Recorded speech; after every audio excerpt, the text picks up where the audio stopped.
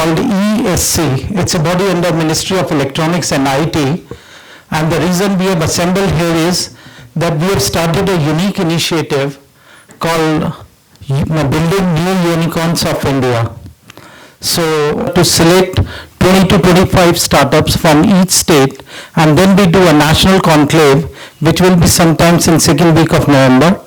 And then from there we choose the best of 35-40 most innovative startups to whom we are going to give complimentary air tickets to take them to USA in the Bay Area. And there we are going to introduce them to many venture capitalists. We arrange industry, B2Bs, and so on. So, ladies and gentlemen, welcome to Punjab, Chandigarh. This is your city, Mohali. And with this, let me introduce the party to the dais. Mr. Ajay Shrivastava. He is the director, STPI Mohali. So, please come on the dais. We have Mr. Veer Sagar. He is the vice chairman, ESC. He has traveled from Delhi today in the morning and is the pioneer of bringing medical transcriptions to India. Then we have Mr. S.S. Sekhon. He is the chairman for ESC's Punjab chapter, and he is the man you should be looking to for all future activities of ESC. With these words, you have virtual dice also? Yeah.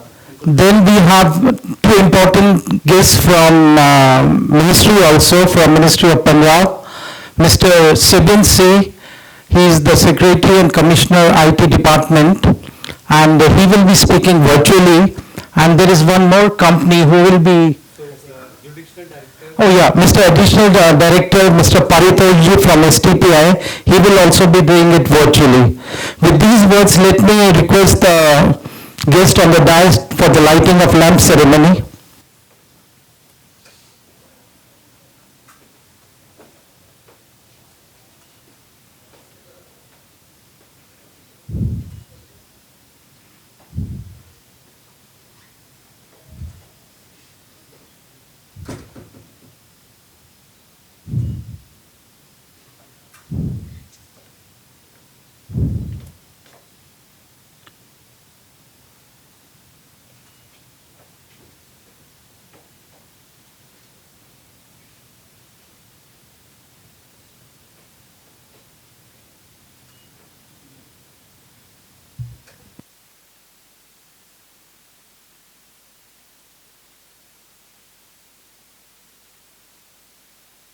Vice Chairman ESC to give his introductory remarks.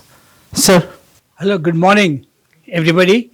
Nice to see so many young, smiling faces here. Shri Sibin C in the air somewhere, MD Punjab Infotech. Shri Ajay Srivastav ji, Director STPI Mohali.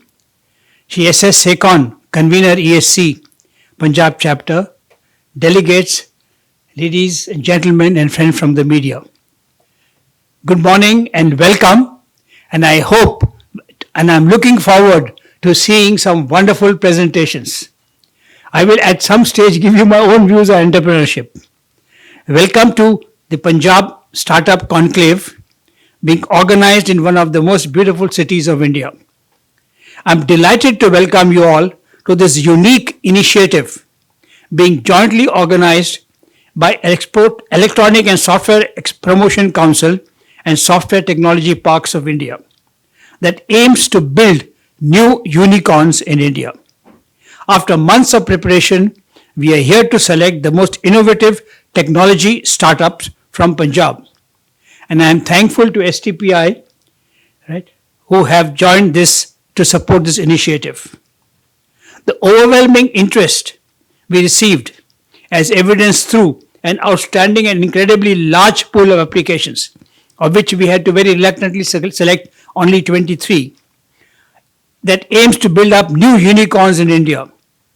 After months of preparation, we are here to select the most innovative technology startups from Punjab. I am thankful to STPI who have joined this support. In the room right now, we have people from various institutes with a common passion. You have a unique opportunity of being surrounded by people who share a passion for innovativeness and intellectual curiosity to learn and desire to transform the world. It's so great to see people wanting to become job creators rather than job acquirers. Always it's one of the major problems in India is one of jobs, employment. And everybody is looking for government or companies to give them employment. Everybody wants to be a getter of jobs. So nice to see people here who are actually going to create jobs. And it's people like this who will ultimately solve the problem of unemployment. It doesn't matter where you come from, what background is because the strong ecosystem today, both by the central and state governments, you can get all kinds of supports. And something I want to say for you and young entrepreneurs, right? All of you have come with, I hope, some earth-shattering ideas, but believe me, to be an entrepreneur, you do not need a disruptive, earth-shattering idea. It's a misnomer. It's a myth propagated by IT people. Something that you're doing in Delhi, for example. Now you say, okay, let's do this in Mohali. Let's do this in Jalandhar, which is not, this service is not provided. So entrepreneurs are there. And to be an entrepreneur, all you need, and which I can see from the smiling faces here, is a passion, a will to succeed, a desperation that I will not go down, which says failure is not an option. I will learn.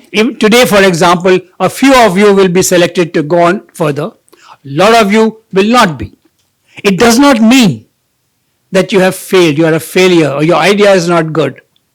It only means you need to work a little harder, right? Or better, because there are some other people who've got better ideas. So use this as a stepping stone, as a learning thing. There's a story I keep saying.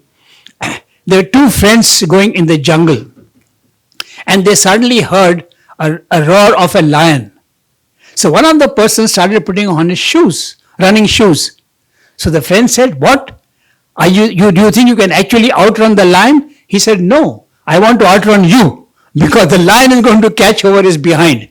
So the world is the lion. We are today competing globally. So everybody is coming after us. So you need to run ahead of the next guy. The other thing we entrepreneurs must learn is we've got to be the best in the world. See, a lot of you have not seen the stage where Indian quality was considered like what Chinese is considered today. Rubbish, right?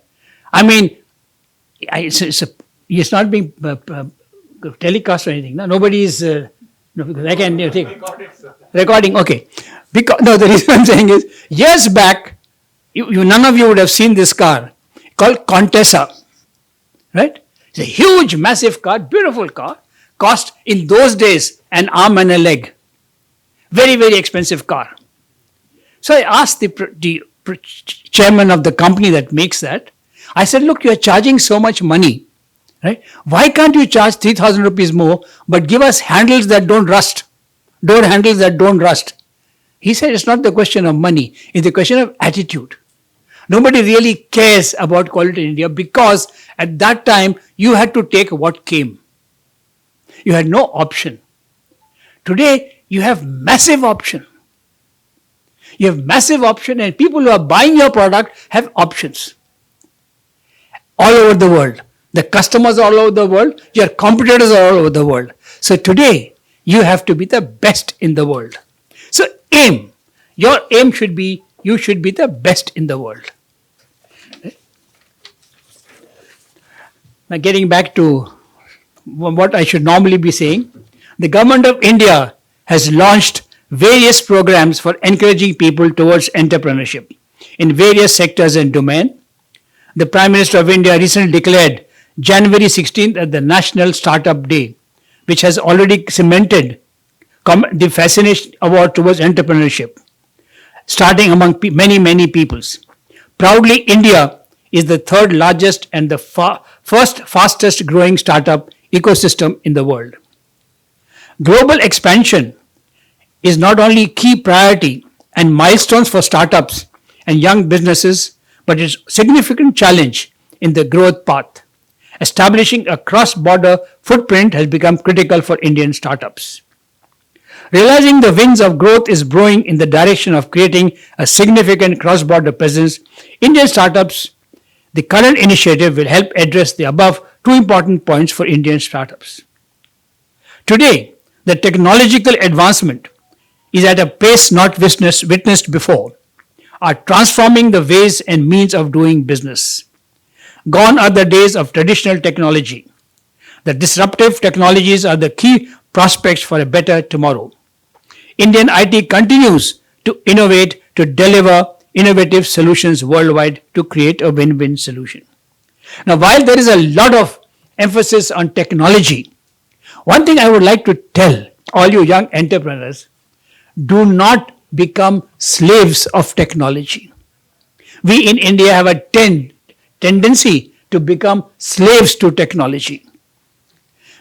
All said and done, in spite of how great we think we are, we really can't and don't create too much technology.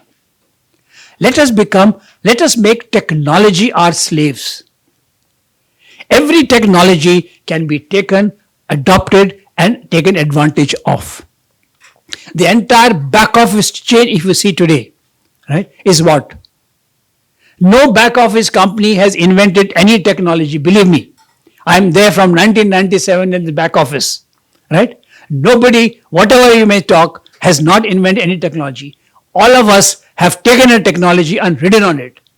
And while you ride technology, technology is trying very hard to throw you out.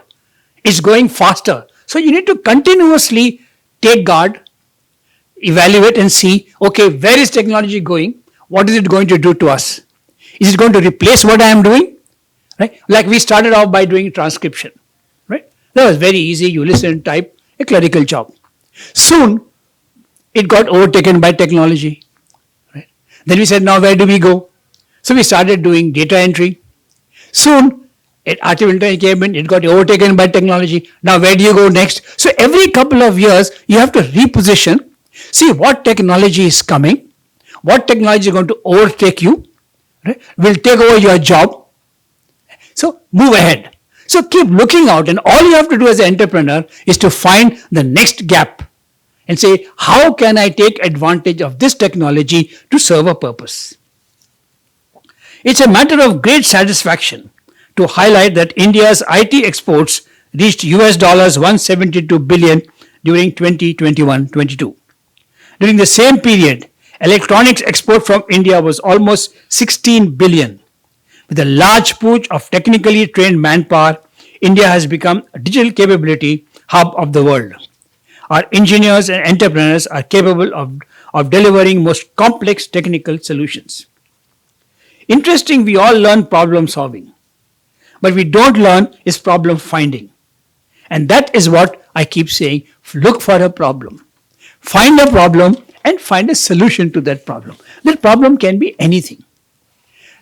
Providing milk to people's houses, right, in a new colony is a solution to a problem. And I'm saying this from my own experience. When I started my electronics in 1997, a lot of people used to work with me, came to me and said, sir, give us a job. I said, look friend, I'm setting up a back office. Nobody understands what back office is, right from Government of India to STPI to McKinsey. Nobody understands what back, including my boss, then boss in DCM. I lost my job because of that. So I said, how can I take you and give you a job? You come, I'll give you an idea, you help yourself. Right? You set up a canteen and provide tea and biscuits to my employees. So a great idea. The guy set up a canteen. He provided that, and as outgrow it, he runs a chain of dhabas. So as an entrepreneur, right? One thing, please, and I want to give you a little bit of my advice from my experience. I have 25 years, 25 years of entrepreneur, and another 30 years before that of being manager and CEO and chairman, that failure is not an option. When you become an entrepreneur, you go in with this thought that failure is not an option. Don't have a safety net and say, Okay, if I fail, I will go and join my father's business. If I don't do well, I'll take a job. Then you will fail. So please, failure is not an option. Keep that very, very in your mind. Learn from failures. Every failure is a stepping stone. When somebody does, very common when you make a mistake and somebody asks you, what are you going to do? He says, I'll be more careful. That is the worst thing that you can get. Because if you're not careful today, why will you be more careful tomorrow? So what are you going to do different? Analyze, why did you fail? So today, if you're not selected, go back and think, why were you not selected? And what will you do to get selected in the next round? That way you will grow. Do not sit back and cry and say, I'm no good. Believe in yourself. The only thing, see, entrepreneurship is a very, very lonely journey. Believe me, it's a very lonely journey. At the end of the day, when I was working as a CEO of a company, one thing I did not have to worry about, however badly the company may do, where does the salary come from at the end of the month? That was the chairman's problem. That was the head office problem. If I don't have money, they will have to send the money. But today I can't have that luxury. So I have to worry, where is that money coming from? And nobody else will worry with you. So that other people will worry with you, build a team. Now, a little secret of building a team. Collect people with you who are smarter than you, who are better than you. Most people tend to collect people who are inferior to them, so that you can feel, oh, I'm so good. That is a sign of failure, of an inferiority complex. And you cannot be an entrepreneur if you do not have confidence in yourself. Take a strong team. Empower them. Make them grow and they will grow with you. You don't be the boss. You be a leader. Leader, one among equal. And other thing which I want to tell you is, all of you are becoming entrepreneurs probably to make money. Right? That's a wrong idea to start with. Create happiness. Have teams which are happy. Have people with you that are happy. Enjoy what you're doing. You don't want to go in the morning and say, oh God, one more day of work. Right? You have to get back when you sleep in the night. Oh, when does tomorrow morning come? I want to get back to office. Because it should be of happiness. Money will come. If you have happy, contented, devoted people working for you, working with you, money will come. So enjoy. And other thing is plan. I'm sorry, I'm not doing exactly what I was expected to do in the inauguration, but I thought since all of you are, when I saw all of you here, young entrepreneurs, and I thought I might share some of my experience learning with you so that you don't make the same mistake. When you talk to VCs, they ask for a business plan. Stupid thing. How can you give a business plan of a product that you're not sure of? You're planning. You don't know who the customer is. You don't know what the market is. You're going into the unknowns. So you can't have a business plan. But do have a plan. So when you sit down, you plan and say, okay, what is that I am going to achieve by 12 months? Anything. It could be revenue, it could be cash flow, anything. And then to achieve that, what do I need to do? What are my assumptions? So make your assumptions, and I give you an example. For example, if you are doing a product, right, and you say, okay, I need to have a gross margin of so much by the end of 12 months. It could be negative, right? It's a number. It doesn't matter what that number is. That's the number that you want to achieve, for which you will feel happy and satisfied that you're going the right way. Divide that by 12 and get a monthly figure. Then for each item that you have for which you need a customer, write down what is your selling price for that item and what is your cost, variable cost. And that cost could be raw material, it could be services, whatever. And put down the assumptions. that if I am using this raw material, this is the cost per kg or per liter or per whatever thing I am assuming. And this is the amount that I will use. And therefore, you work out. When the actuals happen, you can have two things. You could actually get your revenue in line with what you planned, but you find that you're not making money. Then you go back and see why. Is it that the mix was wrong? Right? Was the cost has gone up? So you go back and revisit your assumptions. And if assumptions have changed, redo your assumptions and work forward again. That way, you will have a control of what you're doing. Otherwise, you will get lost. And at the end of the year, you will suddenly find you are in trouble. One other last advice I will give you before you start getting restless is cash is king. You must have positive cash flow. Don't get misled by, one of the things that happens to entrepreneurs is they get funding and therefore they forget about cash flow. Cash is king. Cash must be positive on a daily basis, not at the end of the year, not at the end of the month. Because if you're going to pay salaries on the 7th and you are minus on the 7th, but you're going to be plus on the 30th, it doesn't help you. You have to be plus on the 7th. So watch. Do not run away by turnover at the expense of outstandings. And finally, it's easy for an entrepreneur to get technology. You can buy technology. Believe me, it's not a great thing. I have run technology companies. I have no clue about technology. Right? So you can buy technology. People who know technology. Quality, you can buy quality processes. You can get people to set up quality processes. You can buy and you can appoint quality managers.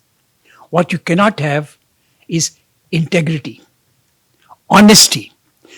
Your company must be known for being reliable and trustworthy. That a DNA you must have. And believe me, in the long run, that gives you more value than anything else that you've got. And that trust and reliability has to start with you. And it's both ways. When you tell something to your employees, they must know, oh yeah, he's saying it, so it must be, it will be honored. I don't have to worry about it. If you are second guessing your boss, if you continuously think when the guy says this, does he actually mean this or does he mean something else, you got a problem. Trust and reliability. And trust cannot be 99%. It has to be 100. It's 0 or 100.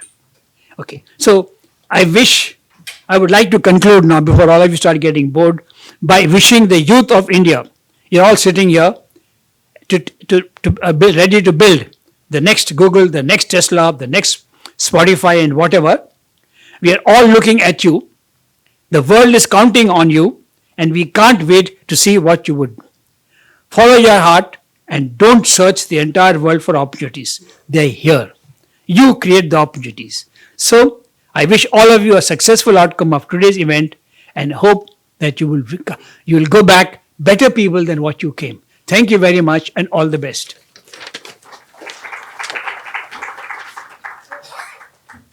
So, sir, thank you so much for this nice and energetic speech.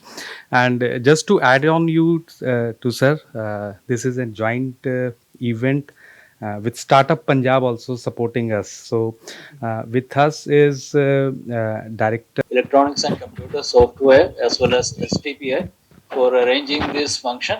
So it will be a great opportunity for the startup from the Punjab to participate in this technology-based startup initiative. So it will be a great opportunity for them to pitch in and showcase their ability before the world, we can say.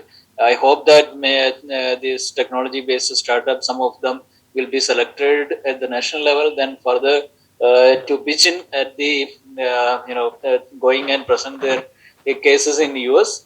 And as you know, the important thing as far as a startup concerned is to find out the market as well as funding. So this initiative from the STPA as well as ESC will be a great boost to the startup in the state.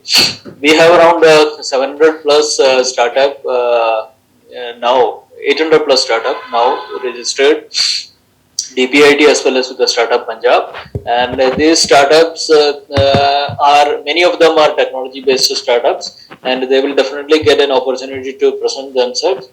We are providing them with various initiative, industrial business and development policy offers various attractive incentive to the startups, and whatever the initiative taken by the state government over the past 5 years has resulted in creating an ecosystem in the state, and this is mainly because of the startup, the entrepreneurial culture of the state. Only thing is that a push from our side was required, and this initiative will be a further push to this, the promoting the technology based startup from the state. So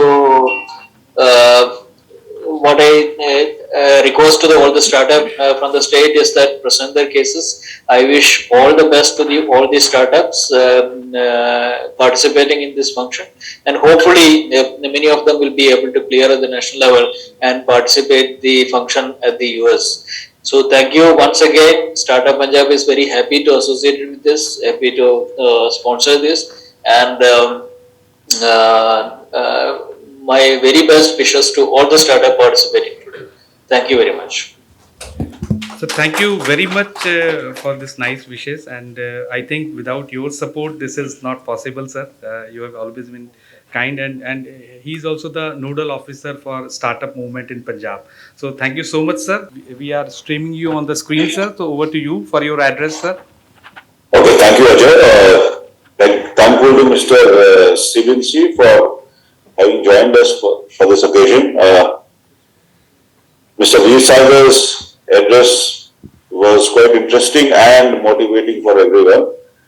With his experience, he has been able to bring out a lot of facets about the industry, about the startups, and about the moral and ethical nature of the work one does.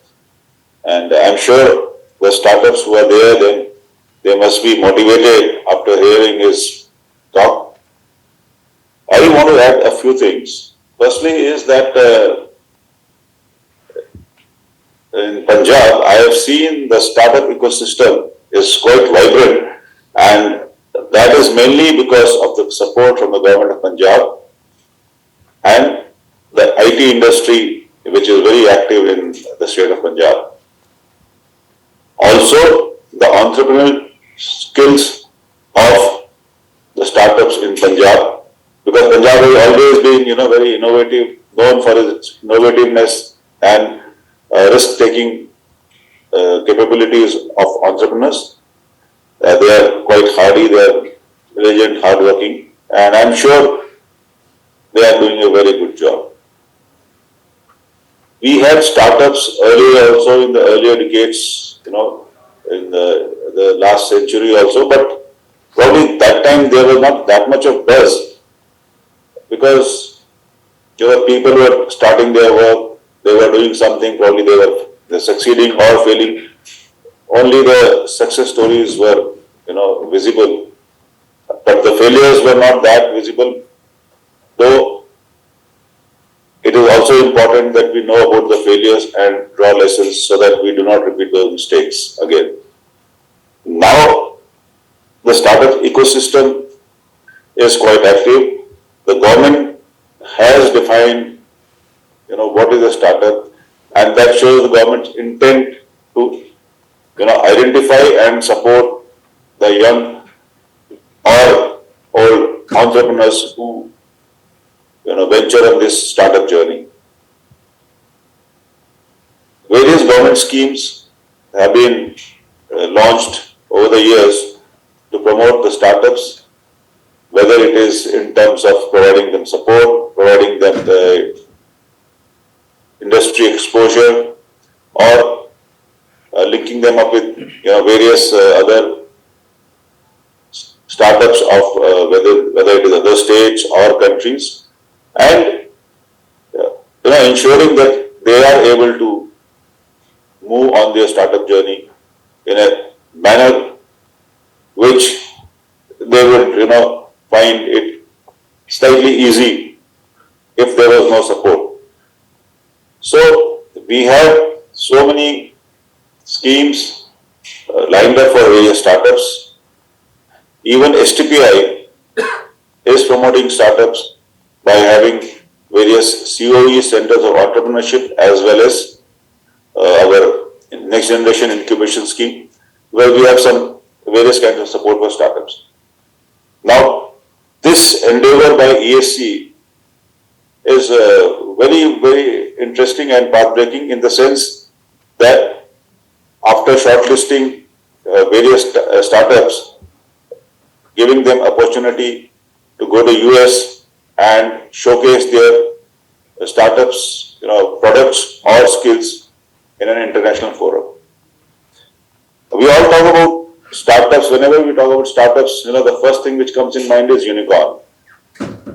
And that's a good thing that India has now more than 100 unicorns. But at the same time, I think it is not only, becoming a unicorn is not the only, benchmark for success. We can achieve success, in smaller ways also. And we can have our progression incrementally so that we are able to achieve, our target, whatever was our aim, and in the process providing job opportunities and support to, youth of the country.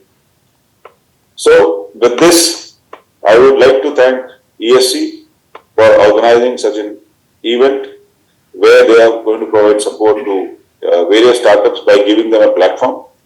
So I wish all the startups who are participating all the best for the today's event as well as for the future journey. Thank you. Thank you so much, sir, for this nice wishes. And under your guidance, we have a lot of things to achieve. During our informal conversation, you said that you got registered in STPI in 1997, and it was the primitive start of STPI. And he said he sent a form and which was partially filled, and our director at that time at Noida has really helped him to fill that form. And so that is the DNA of STPI. So we work very close with the startups and entrepreneurs, and we try to help them at every stage. We really want to do for the startups in this coming decade. And these center of excellence or these center of entrepreneurship are basically some technology focused based. And why we made it's so like Mohali, we have a center of entrepreneurship in artificial intelligence, data analytics, IoT and AVG. We have a center of entrepreneurship in Gurgaon, which is totally based on blockchain, and we have a center of excellence in Pune, which is only for the EV vehicles. So what happens is you have a domain in this center of entrepreneurship and you build ecosystem around that. So you have the relevant mentors, you have the relevant labs, and then you have the relevant VCs in those domains. And the best part is this: we are coming up with 25 center of entrepreneurship pan India, and there is a collaboration between them. So what happens if there is an entrepreneur in Punjab, in Mohali, at my place, who wanted to do something in EV, I can connect him to the ecosystem at Pune. So now you can see this hybrid model and virtual connect. It becomes very easy. If he travels to Pune, we can facilitate them. So that's the beauty of presence of our center of entrepreneurship and center of excellence, which we have come up with specific mentors and all that. That is really helpful for the startup. And to share with you, Punjab is one of the vibrant place in terms of startups.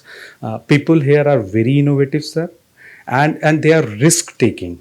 So the best part is they are not only innovative, they are also risk taking. So I have spent almost 14 years in Punjab, and I've seen every entrepreneur is of its own kind.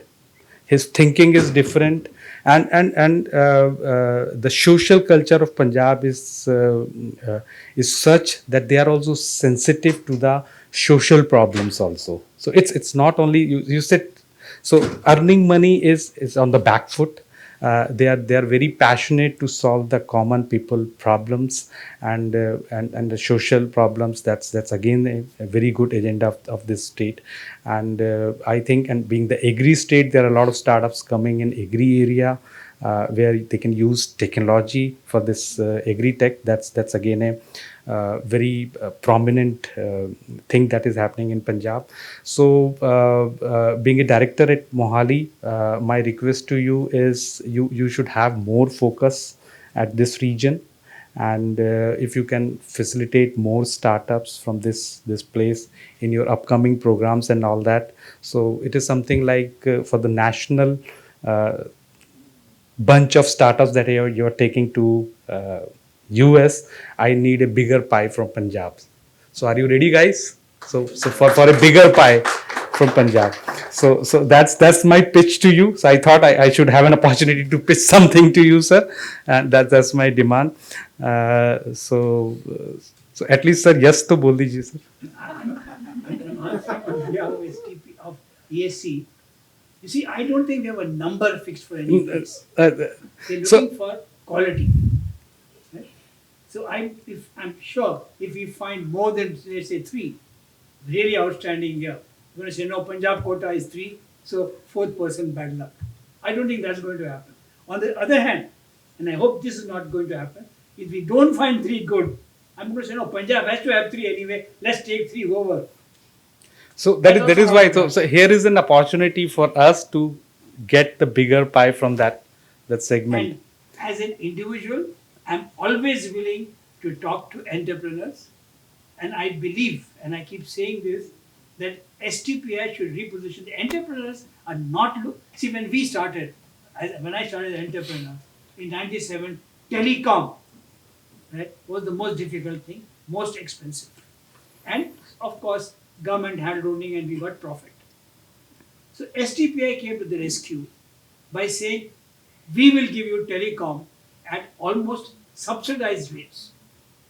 Very, very cheap, which helped. Otherwise, we were paying an arm and a leg for point-to-point connection. Right? That was a great help. Then they came in with having incubators, because some people needed that. Today, I'm not sure those are what entrepreneurs need. I think what I find, and this is from my experience, an entrepreneur's most desperate requirement is customer. And today, your customer is everywhere, and I would think STPI should now reposition itself to help entrepreneurs find customers. Because there is a large market of middle SMEs in the US, for example, and I know mostly US market, which want to get work done cheaply. They do not know how to come to India because they do not know if they came to Selectronic, will Selectronic run away with my data? Will they meet my requirements? Can I trust this company? If they go to TCS, they know, but TCS will not go to them because they're too small. So there's a large market which we SMEs here, startups can control. And this is where STPI should go in as India Inc. and say, here are my members. And if they are coming through an STPI umbrella, I guarantee that these are good guys. They are reliable, they're trustworthy, they will deliver. Perfect, sir. I left my job. First decision I took in my life without thinking, without planning, with no plan B. I always have plan B. There was without plan B. I left and I said, no, I will do this. And I think this is the start of entrepreneurship, sir. So I'm willing to come anytime and talk to entrepreneurs. So thank you very much, That's sir. an open offer. Perfect. Thank you so much, sir. And all the best to the startups. And I'm looking for a bigger pie from the state of Punjab in the national summit or national startups that are going to US. So I think over to Vikrant. Before I request Mr. C. Khan, who is the chairman for ESC's Punjab committee, I would request to hand over the token of appreciation to our dignitaries today. May I request Mr. Veer Sagar to hand over.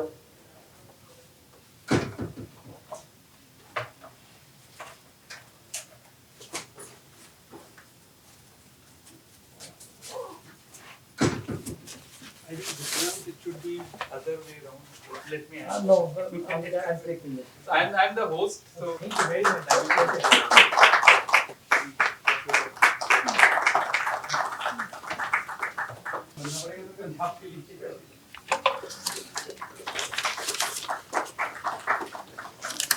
Everybody, I'll keep my address short and crisp because, as everybody else, I'm also eager to hear what you all have to present us. So, Mr. Siban C, Secretary, Director Industry and Commerce, Government of Punjab, Mr. Shri Ajay Srivastava, Director STPI Mohali, Mr. Veer Sagar, Vice Chairman ESC, delegates, friends from the media, ladies and gentlemen, I have the privilege of proposing a hearty vote of thanks to our distinguished guests and delegates assembled today. Friends, it's a matter of great honor for all of us for holding the state conclave of ESI STPI Startup Initiative in Mohali today. I would like to thank the top leadership of both ESI and STPI for the great choice. My special thanks to Mr. Sibanji for gracing today's event, which I'm sure is a great moral booster for all of us. Thank you, sir, for joining us today. Next, let me thank our host of the day, Mr. Ajay Srivastava, Director STPI Mohali, for overwhelming support for the request to host the event. Thank you very much, sir. And I know, we've been associated for long, and he's been a vibrant, very friendly, and very forthcoming when it comes for the entrepreneurs. Special thanks to Team STPI also. I would be failing in my duty if I do not thank our dynamic chairman, Mr. Sandeep Narula, Chairman ESC, who conceived and launched this amazing new initiative of the Council and mobilized support of the Ministries of Commerce and Industry and Electronics and IT, Government of India. It indeed was a humongous exercise. He also carries the credit of enlisting support of Consulate General of India in San Francisco for the final leg of this initiative. I must also thank all the members of the jury who have spared their valuable time to be with us today. We look forward to your professional expertise in rating the startups pitching their presentations today. Above all, my sincere thanks to all the delegates, the startups for joining this event. Your enthusiastic participation has made all these preparations worthwhile. Finally, a word of appreciation for the ESC Secretariat, who have worked over for the months, sewing up ends and forging ties with multiple partners to ensure that the initiative takes off and is taken to a logical and successful conclusion. Thank you all. Have a great day. Are you ready, guys? Yes, yes, yes. High volume. Yes.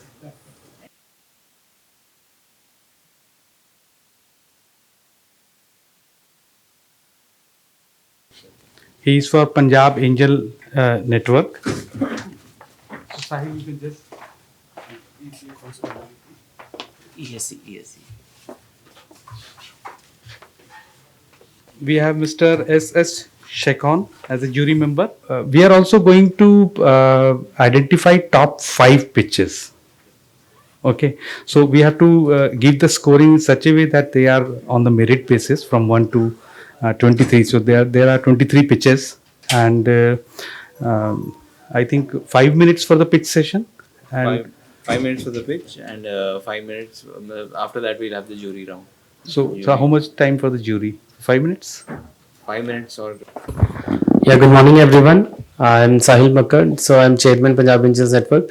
So we have partnered with Sydney Investors and they are having a global competition on 18th of October and exclusive pitch competition for Indian startups on 20th October.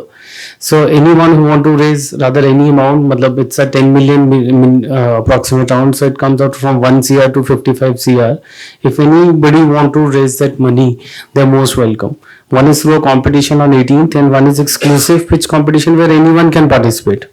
So 18th is the competition, but 20th is if you like to participate, if you're not selected also, then also you want to participate and pitch in front of investors who have 100 millions in their pockets and all, and they invest in ideas and they want to invest in India. You know, India is developing and at a very pace. So everyone wants to come to India and invest into India. So they are ready to invest into India and we are partnered with them. So if anyone is interested, they can contact. There are details mentioned on that things and all. So you can scan the QR code and get the details also.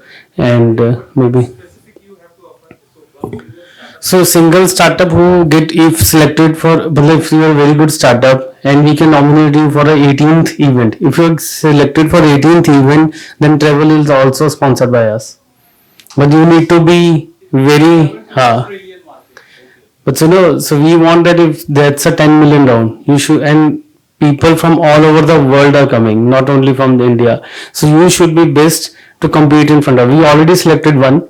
So we already selected one who has already been selected on 3rd September, and we can nominate another one also from India. But one has already been selected, and we had a competition all over India, and the people from Bombay, Bangalore, Delhi, everywhere came to Chandigarh for pitching, and we selected one out of that. But we can also nominate another one. So if you're the best among all, so we can nominate you, depending how you come best out of it.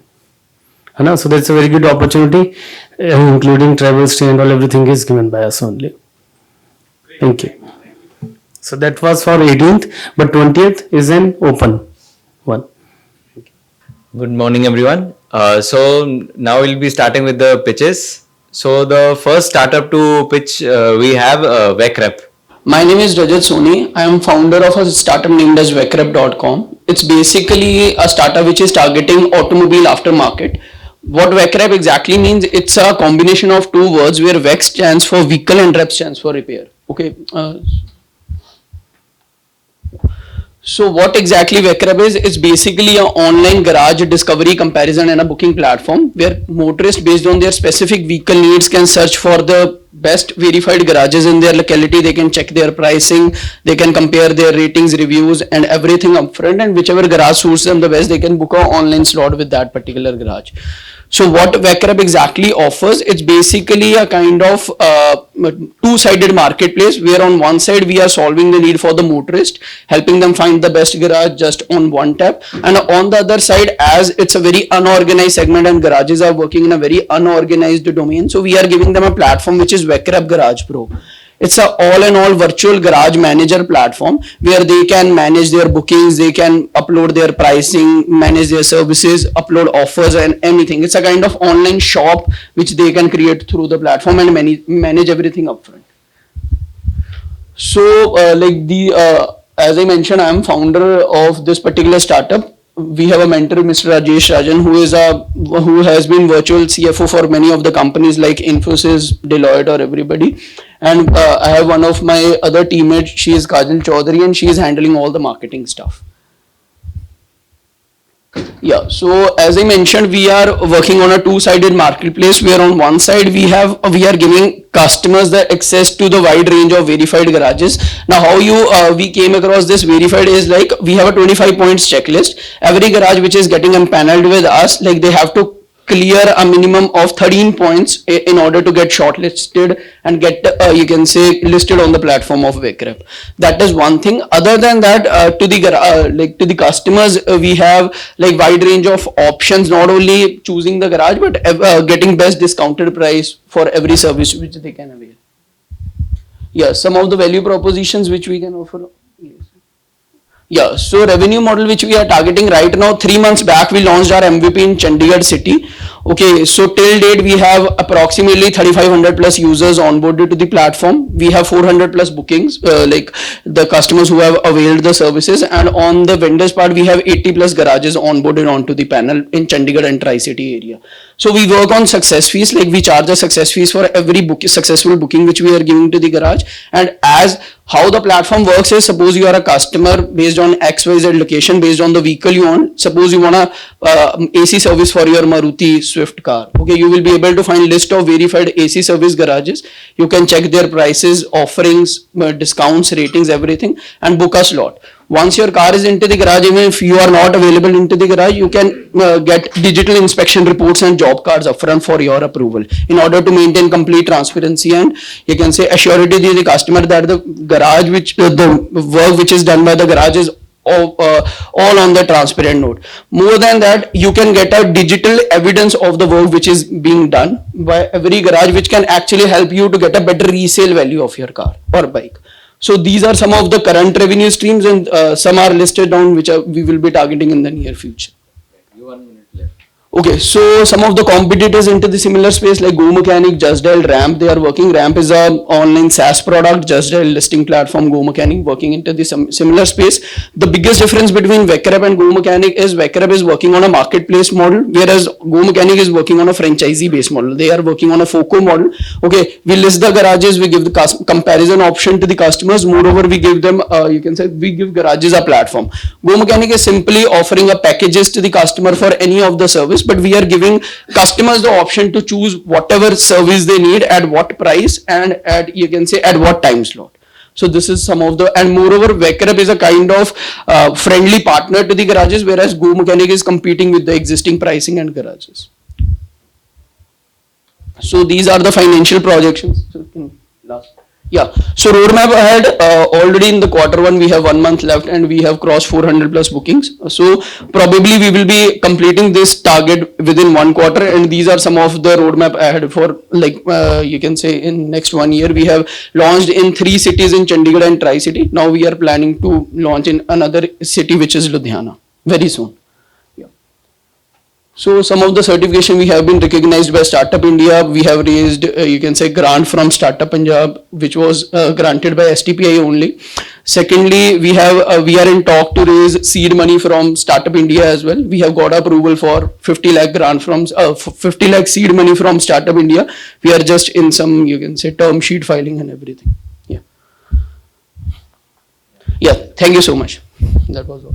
Commission as well as success fees from the garage. Every booking which we are giving to the garage, it costs something. Okay, like suppose there's a washing customer. Okay, there is a per, you can say, flat fee set for that particular booking. Okay, we charge that fees from that garage only. Like we charge a advance booking fees of 99 rupees from the customer.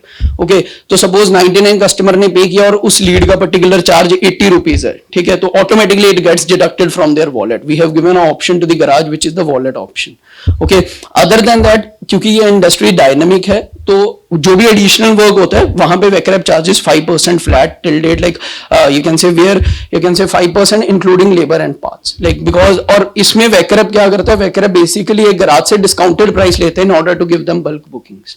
Okay, why garages give us the discounted price? In order to, एक तो हमारा platform free है, secondly listing is free, sorry SaaS product free है, listing free of cost है, and more over they get, you can say, opportunity to showcase their services and offerings to the customer. So that is why they are happy to give approximately 40% off on their labors and approximately 8 to 10% on their parts. How do you plan to attract customers? Like we are till date, जो हमारी market go to market strategy है, we are focusing mainly on the referral marketing, number one. Secondly, we are targeting the commercial vehicles जिनकी service repeated है, that is the second one. And thirdly, we are targeting corporate companies like the IT. We are like organizing camps in various societies जहाँ पे we get the customers data, we market them, जो भी उनका एक free vehicle checkup camp होता है. Strategy to attract customer, referral based is okay, organizing camps is okay, but what is the strategy if you don't offer a best price? What क्या है? Sir, rather USP की customer तुम्हारे पास आए ना कि किसी और के पास. Okay, so sir, actually customer को उसके एक तो number one is they can get the nearest garage in their locality, like उनको 5 किलोमीटर में अलग अलग garages के options मिल जाते हैं, like A, B, C, D, उसकी ratings मिल जाती है, उसके price comparison मिल जाता है, moreover उसका quality assurance मिल जाता है कि ये garage कितना certified है, मतलब कितने % quality assured है. Okay, so this is one. How do you ensure the quality? Like you are not even certified, or do you have any team who is certifying PA mechanics? Yes sir, like we go on the garages, जब हम उनको onboard करते हैं तो there is expert technical qualified. Sir हमने एक list बनाई हुई है. मतलब आप कह रहे हो मैं क्वालिटी सर्टिफाई कर रहा हूँ, मैकेनिक अच्छा है कि नहीं. अब जैसे कि किसी भी मार्केट में चले जाओ local, there are certain benchmark guys कि ये बुलेट के लिए अच्छा है, ये उसके लिए. बिल्कुल. How do you guys do it? तो हम लोग तो वैसे ही सोचते हैं, राइट, ये अच्छा है. Okay. When you are saying quality assured, right? Yes, sir. It's a big term. That how do you ensure that? Actually, we have prepared a 25 points checklist with the help of industry experts, जो कि automobile segment में from last 25 years. Like I even mentioned, जो Go Mechanic के vice president है, he is our mentor. Okay, तो sir वो अभी option नहीं दिया, but we have that. Portal पे सर वो नहीं है, बट हमारे पास वो लिस्ट है और हर गराज के लिए वो अलग अलग लिस्ट बनी हुई है. उसके बेसिस पे सर परसेंटेज होता है। सर वहां पे अभी के लिए जो हमने मैनुअल फीचर दिया हो, बिकॉज अभी हमने MVP लॉन्च किया अपना PWA, तो उसमें क्या है वहां पे कस्टमर को परसेंटेज मिलता है कि अगर सपोज 25 में से ये गराज 13% है तो this garage is approximately 60 to 62% quality assured from वेकरैप, ठीक है। तो वो वहां पे उसको परसेंटेज मिलता है, बट वेरी सुन जैसा आपने बताया हम वहां पे एक पोर्ट विंडो दे रहे हैं जहां पे जब भी वो गराज की सर्टिफिकेशन होगी, सॉरी जो भी उसका पॉइंट्स होंगे, तो that particular certificate will be being uploaded, जो कि कस्टमर रियल टाइम पे एक्सेस कर सकते हैं ताकि वो कंपेयर कर पाए कि इतना परसेंट है और this is the you can से feature which they can. Sir approximately 25% repeated customers हैं। अभी 400 मतलब टोटल 3500 रजिस्टर्ड यूजर्स हैं एंड बुकिंग्स 400 हैं। Yeah.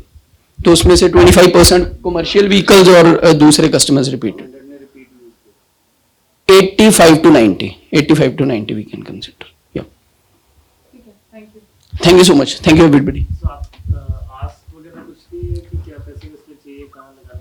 बिल्कुल सर वो था बट एक्चुअली वो मेंशन नहीं था मेरे पोर्टल के अंदर ना। All right, so next we have so just we're checking in the morning, few startups did not turn up, so just want to check again. So do we have tuning fork? Okay, so do we have Conclave Innovations? Okay, then the next startup which we have which for the pitching is Black Eye Technologies Private Limited. So a very good morning to all the jury members present here.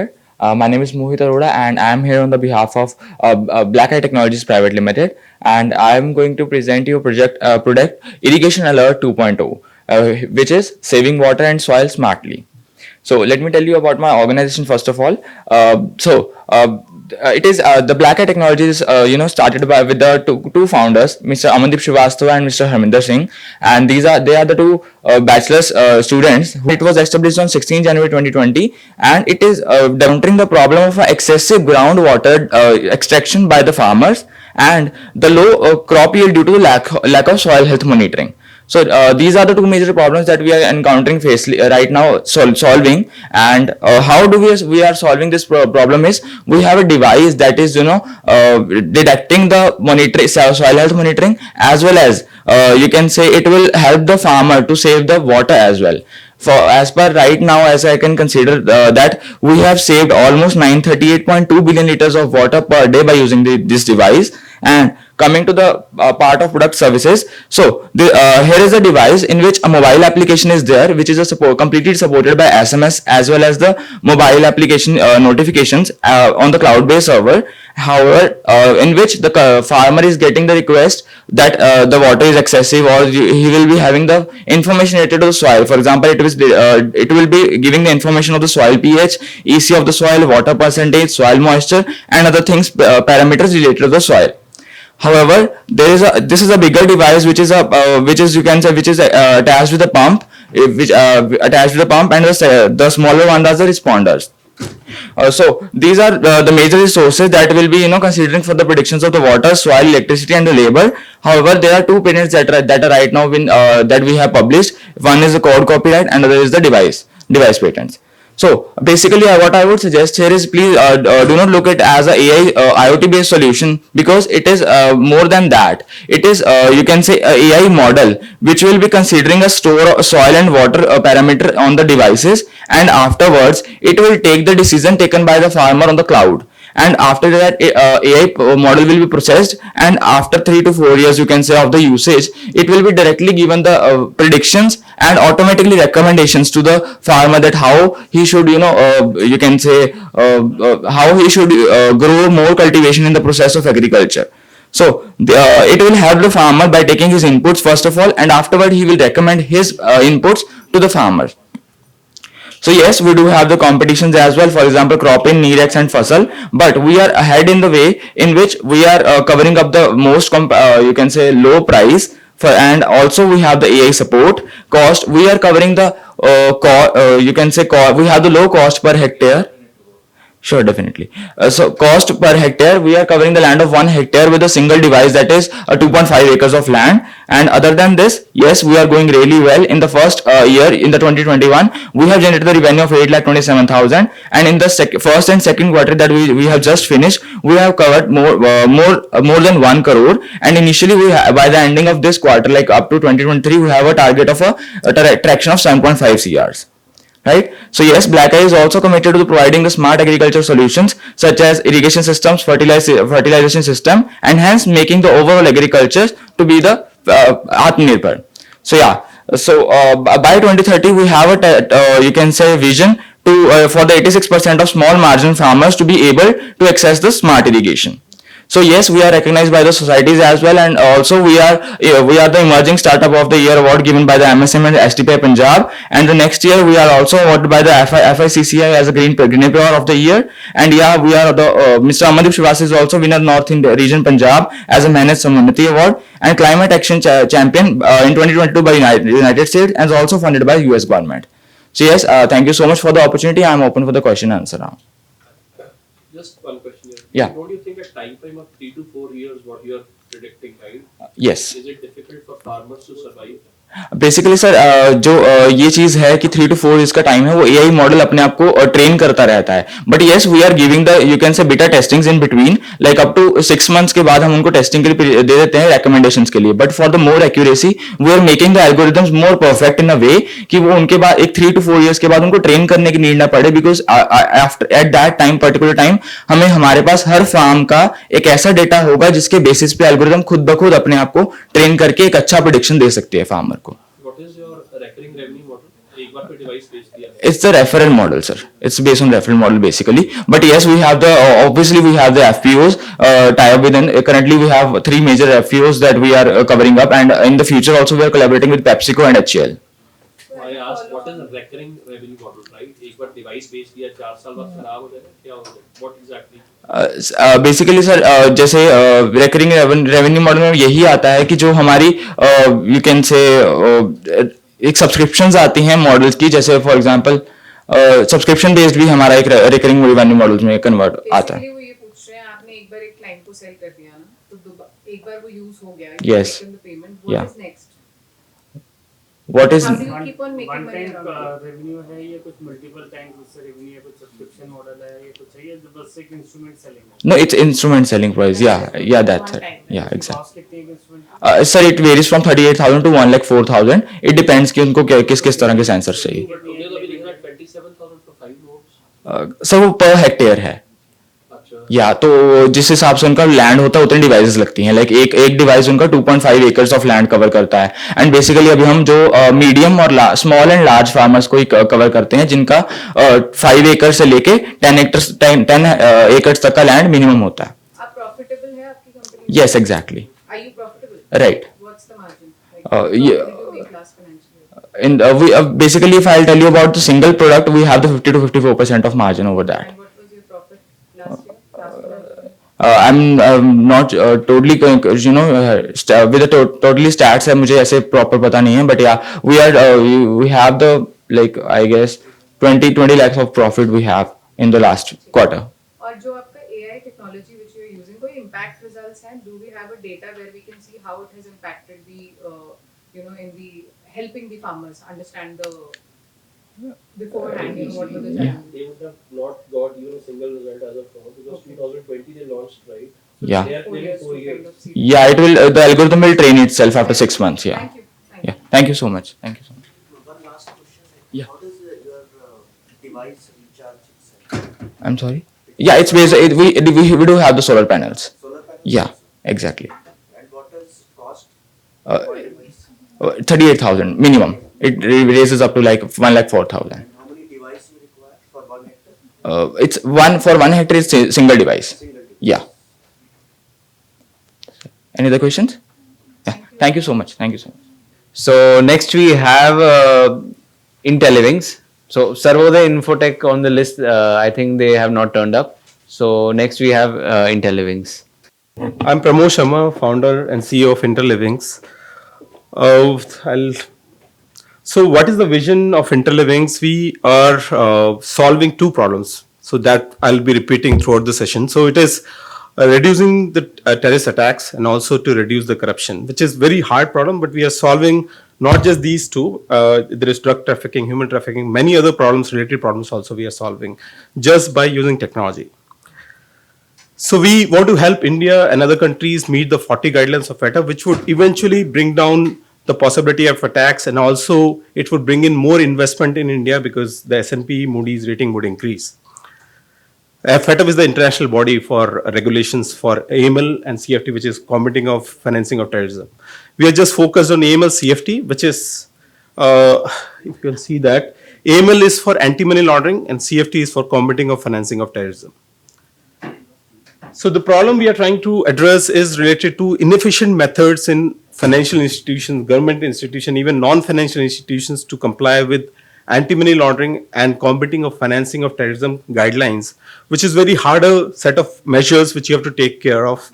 And the penalties are very high because if you don't meet those, regulators are throughout the world are now coming with a hammer that you have to comply to these guidelines. So you might wonder why this compliance is even required. As per UN study, sorry for the format, actually I was doing as per the STPA format, it got, but I'll talk about it actually. As per UN study, between 2 to 5% of the global GDP is laundered money, and terrorist financing is a major enabler of terrorist activity. So you can say two major problem we are trying to address, money laundering and terrorism. And if you look at the penalties for lapses, over $342 billion have been imposed as penalty for non-compliances. And in India also the penalties has gone up recently, and actually US region it is quite high, 2.9 billion was penalized, BNB Paribas was penalized for more than $3 billion, and Goldman Sachs for $2.9 billion. And India also the enforcement has got strictest recently, 27 FIs were penalized. So who is calling the shots globally? It is a body called FATF, Financial Action Task Force, which sets the operational guidelines, measures, and everything which is related to money laundering and drug trafficking throughout the world, just to make you understand. And in India also, we have RBI and ED enforcing the PMLA Act, which is Prevention of Money Laundering Act. Likewise, every country has this act. So who is under the ambit of this compliance? Any regulated financial institution or non-financial institution, bank, life insurance firm, general insurance, trading firms. The market is really huge, even the real estate firms, audit, and even jewelers.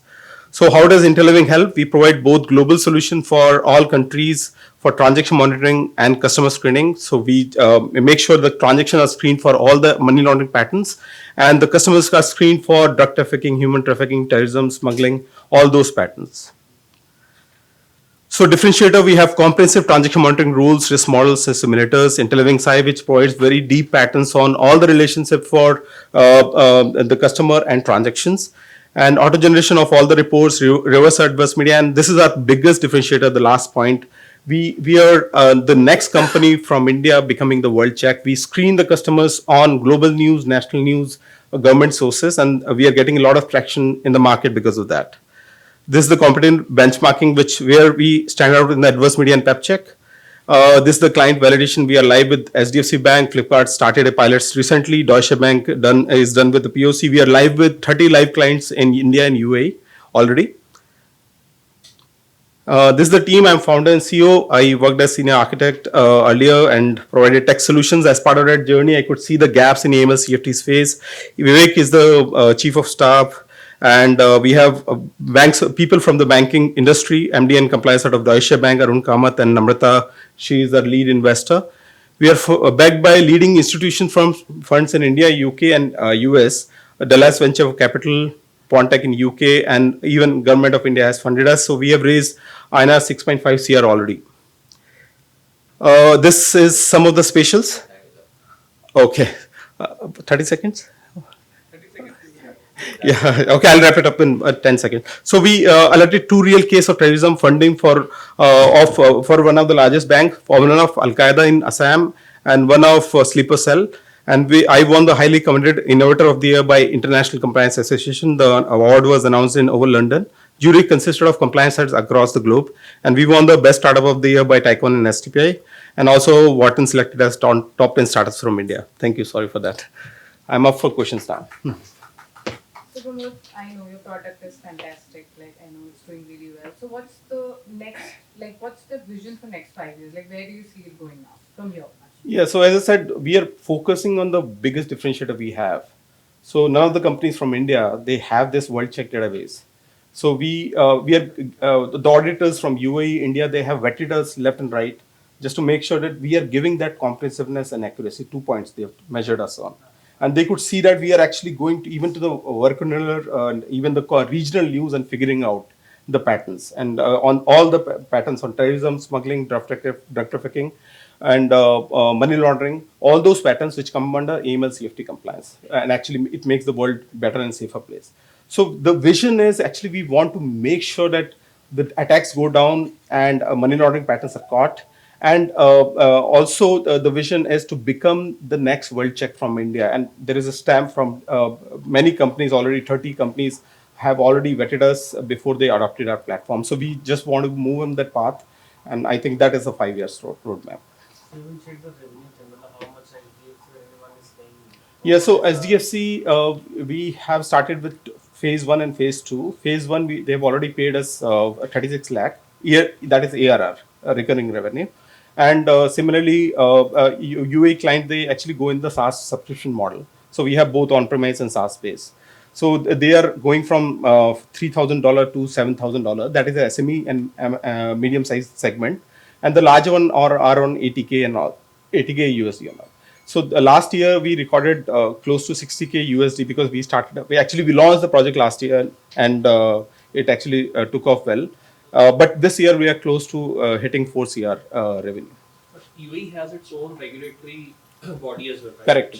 Checks for everything. Right. And even India, like whenever we do any kind of overseas transaction, they are doing all kind of checks without any software and all. So how does this thing, maybe it's training itself based on the data and all, but what exactly is, feeding in that information that banks are convinced? Because Deutsche or even HDFC, right, for that matter, like they already have existing software. Deutsche being an international bank, it definitely has something better. Right. I'm aware of that. So we were challenged by that. Actually, when we started off, people said you have global competition. In fact, as you see, you're talking about, when we started with that, actually they had 4 global vendors lined up for the same thing.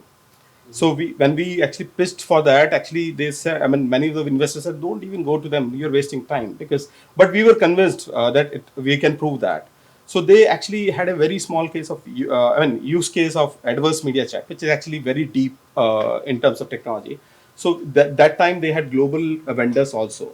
So then we actually showed them the local coverage, the deep patterns which we can show, the sentiment analysis model that you don't have to even go to the articles. We can figure out from the emotions of the article that it is related to these patterns. And they really liked the approach. They vetted us for 8 months. And then they actually gave the stamp that, okay, you can now take the project. So we beat those global players. Now coming to your questions on the org level, the government level. So government, we have FIU, Financial Intelligence Unit of India. But it is just a body which is giving the instructions to all the banks. UAE has a different body. Yeah, UAE also similar case. Similar case. Actually, UAE now it is picking up after that FATF grey listing happened. So UAE also has this. What I'm trying to say, any government body, actually it is not just India and UAE. Every country in the world needs this compliance. So even in UAE and in India, the government bodies give only the operational guidelines that all these financial institutions, non-financial institutions, even SMEs, real estate firms, jewelers, you have to comply to these guidelines. They don't talk about technology that will solve for you. You have to solve for yourself.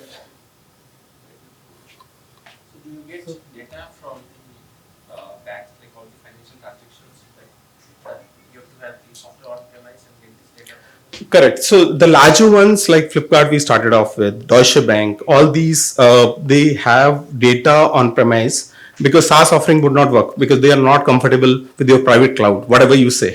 So you have to actually have in their on-premise private cloud of their own or their on-premise network if they are not ramped up to the cloud level. So your target is banks only, or so how you can control the cash side because of maximum corruption things are happening through cash mode. Yeah, so see, there is a lot of rules across cash, EFT, remittance, crypto, credit card, lot many, even for life insurance, there is FLC based, which is free loop cancellation. Many scenarios I can talk about. It would take hours to answer that. But we start with simple rules, multiple cash deposits. Someone is trying to trick the system. Is playing smart and saying, okay, structuring I can do and do that. So we start with those simple rules, but it is very deep in terms of patterns which we look at. Even the AI models run, we have an outlier logic of AI, which runs in parallel to the fixed rules also, to make sure if any transaction is sneaking out of the fixed rule set, we can catch it outside through our AI-based outlier logic. Can you mention any case study you have done and whether you track millions of rupees through your software or something? Yeah, so two use case I already talked about. So we caught two real case of terrorist funding, for one of Al Qaeda in Assam and one of Slipper Cell. So we actually got a lot of appreciation because of that in the industry overall. So amount I can't reveal, it is private information. So how is the performance impacting, right? Because scanning the data, scanning the sources, right? Does it not impact the outward remittance or whatever the transfer of money?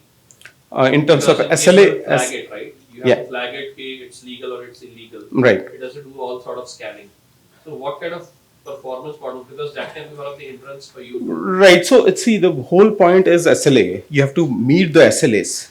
So the customer screening is, so it happens at 4 times: at the time of onboarding, at the time of transaction monitoring, at the time of frequency decided by the bank, many ways. And similarly for transaction monitoring is T+1. So we have some time to do that transaction monitoring because it is not within the SLA, which is given for the transaction. What about the customer onboarding? Because that's the major pain area I know, Barclays and all. Yes. So customer screen, yeah, so you are very right. So the SLA is very less. We are in millisecond SLA.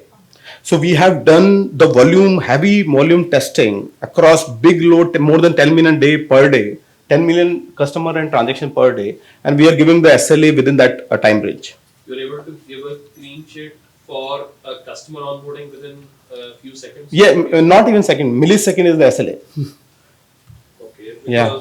as far as I understand, right, even in the European Union, right, currently for Barclays and even the bigger banks, the onboarding average time is 2 days, not milliseconds. No, actually, onboarding has many things. We are not doing financial due diligence. We are actually checking those on the patterns which are required. And we are not checking the regular documents which are required, like Aadhaar for India, for example. We are not checking, we are not that KYC company. We come afterwards. We are not KYC, we come after KYC, which is AML CFT compliance. So KYC is one standard thing which may take the days you are talking about, but we have our SLAs are very tight. We have to respond within that SLA and make whether it is flagged or not. And if it is flagged, then it goes to case management solution. You are one-stop solution or you are just a part of it? No. We have complete solution. No, we are not KYC company, but for AML CFT compliance, we are one stop. We have transaction monitoring, trade-based money laundering. We have all the scenarios for customer screening, paper and adverse media checks, all the things within the solution. Thanks, Roman. Yeah. Thank you, everyone. Next we have Carewell 360. Good afternoon, everybody. My name is Gaurav Bali, and I'm founder of a startup called Carewell 360. We are primarily dealing with women's healthcare solution. We are recognized by DPIIT and Startup Punjab and were voted amongst top 25 most innovative early stage startups by Innovation Mission Punjab. Now, the problem statement which we are trying to address is the women's health. Now, it's a very vast subject, but what we are actually looking at is primarily two aspects, gynecology and dermatology. And here what we see is there's an absolute, if going by any data, going by any market dipsticks and analysis, there's a huge shortage of gynecologists and dermatologists in India. And considering the access to healthcare in a tier 2, tier 3, tier 4 towns of India, women just don't count themselves in, in terms of their health journey and, how they have to take care of their health.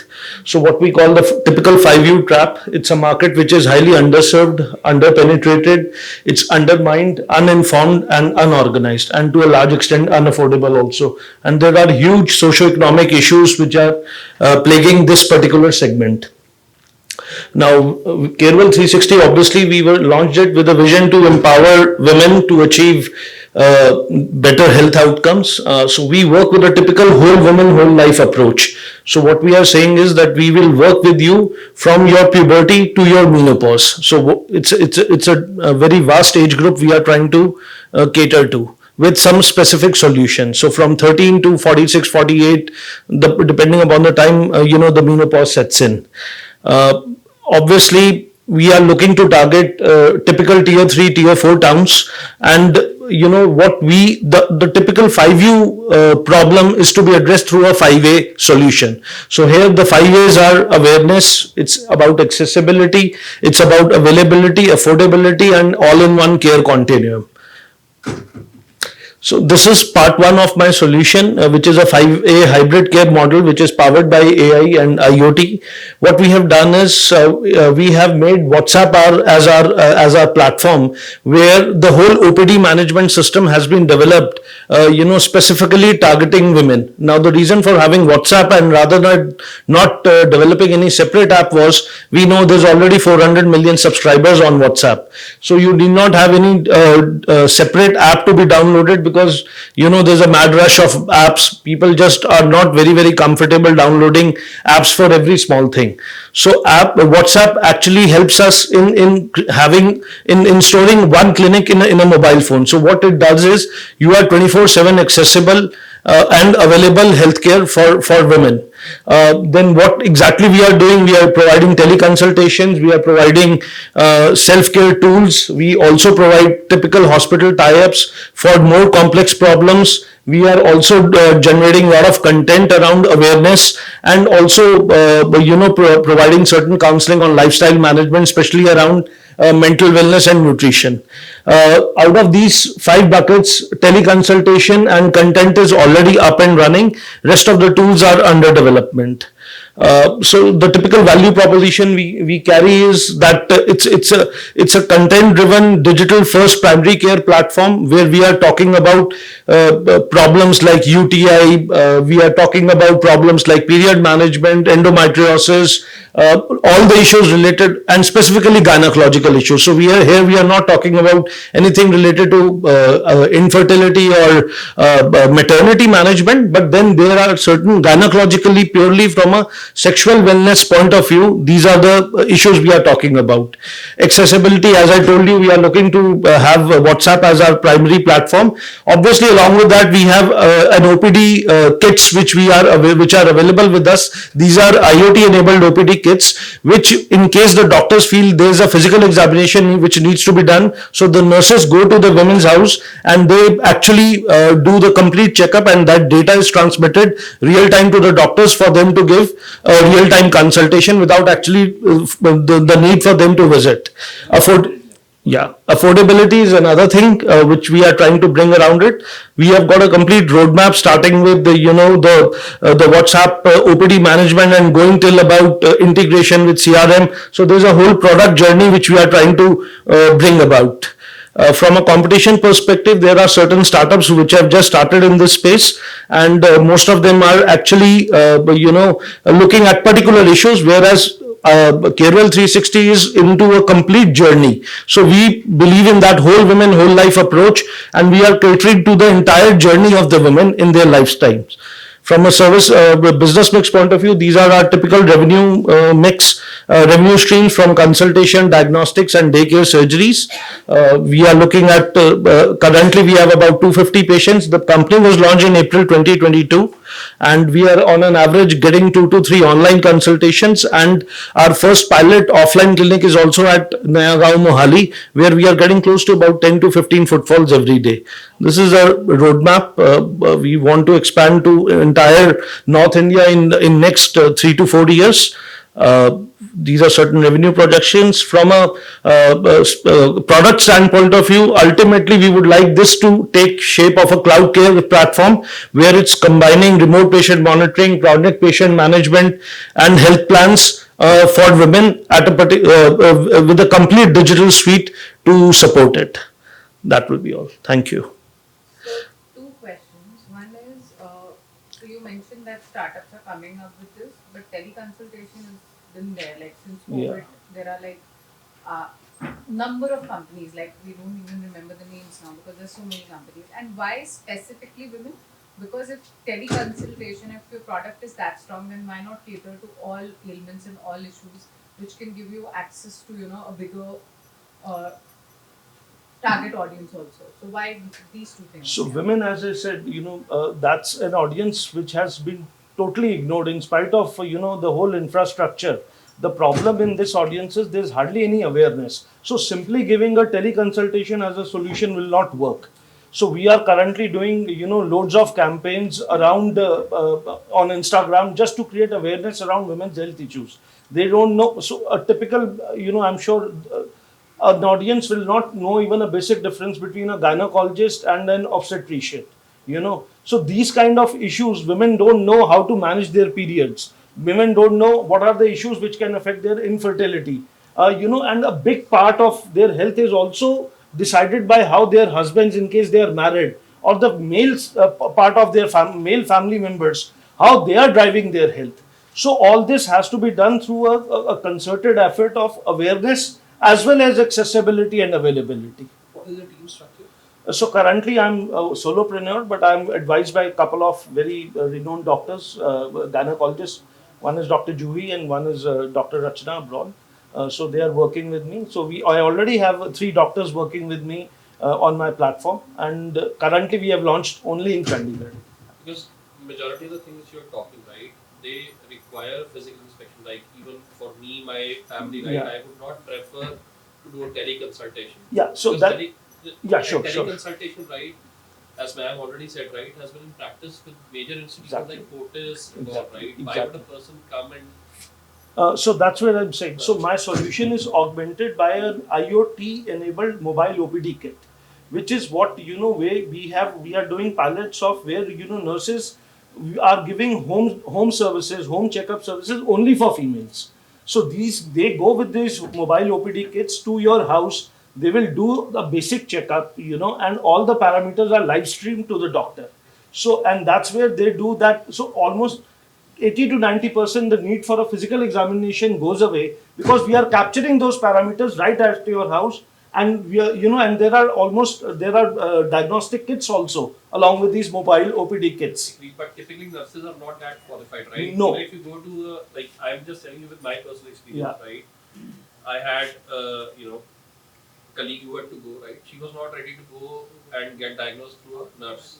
She wanted a proper gynecologist to examine her to do So whatever these are what the doctor is always present during the checkups. So it's a 3-way communication which is happening. So there's a doctor and then there's a nurse and the patient. So nurse and the patient are at the patient's house, and the doctor can live stream see If real you're talking time. about a tier 2 or tier 3 city, right? Yeah. Even forget about tier 2. Like Yeah. Mohali is a tier 1 city as Yeah, for me, right? yeah, yeah. The signal of mobile is so poor that the live streaming is a So these work on very low bandwidths. They can work on your even mobile 4G data, and it can. 4G is a distant dream even today. Like I'm telling you about a sector in Mohali 3B1, which is a posh sector, right? Yeah. Like the mobile signal is not available. So this can even work in an offline mode. You can capture the data, at that particular point of time, and in case the moment there is a better connectivity, the data will automatically get stored on the cloud. What are the charges for one visit?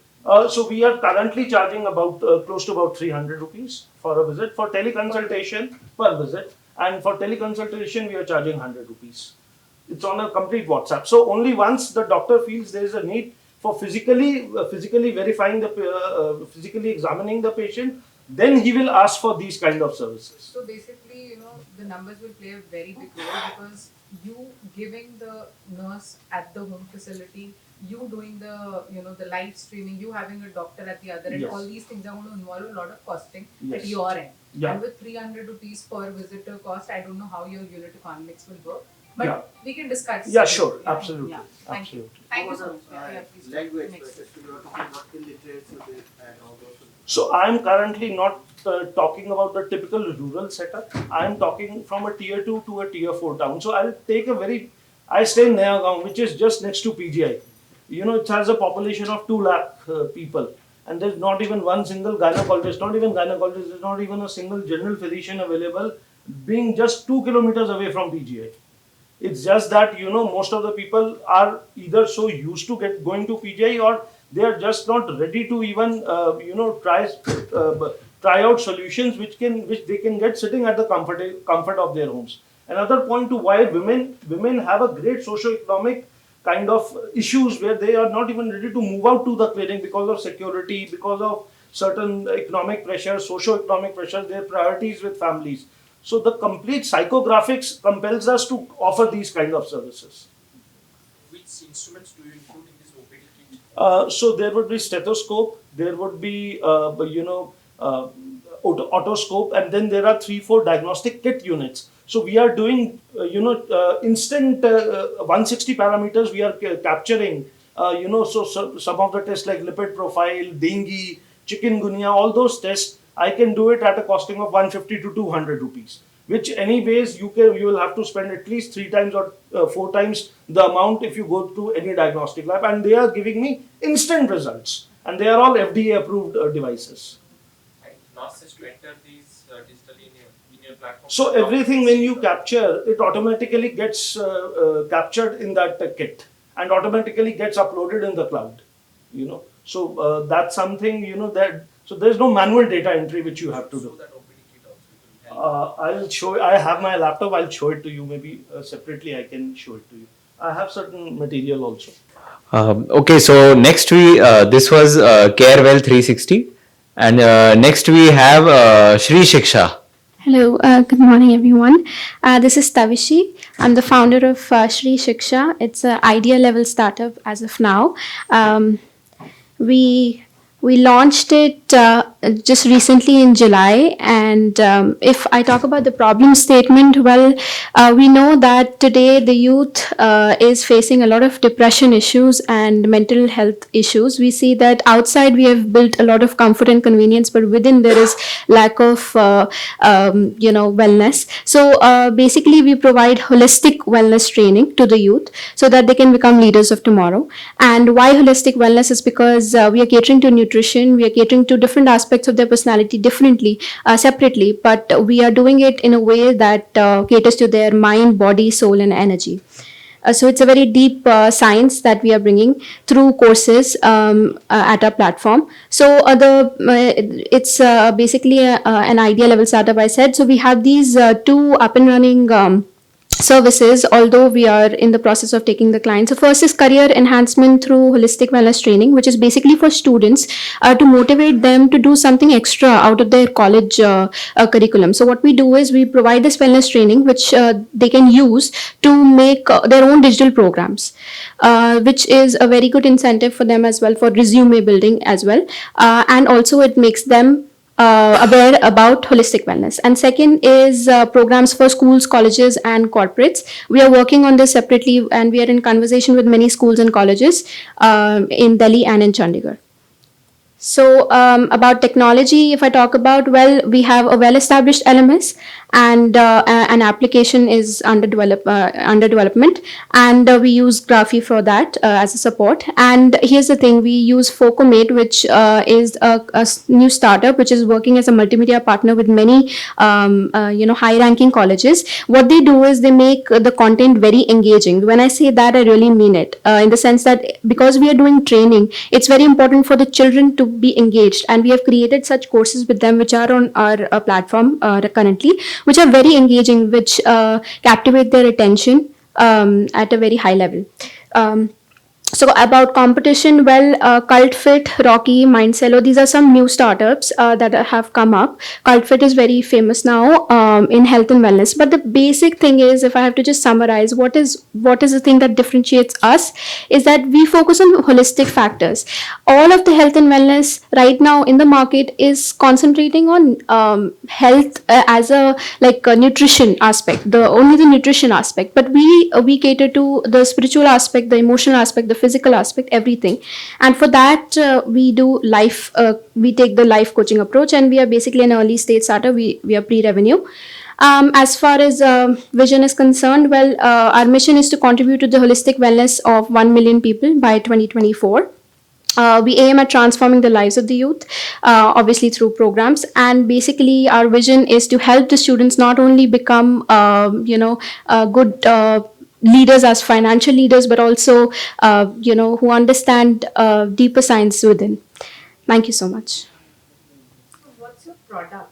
I didn't understand what your product is. So we offer these two programs. The first is there, which is in the form of courses on our platform, and there we provide a subscription model, and we provide these courses as training to the students, where we teach them wellness and how to create digital programs out of that.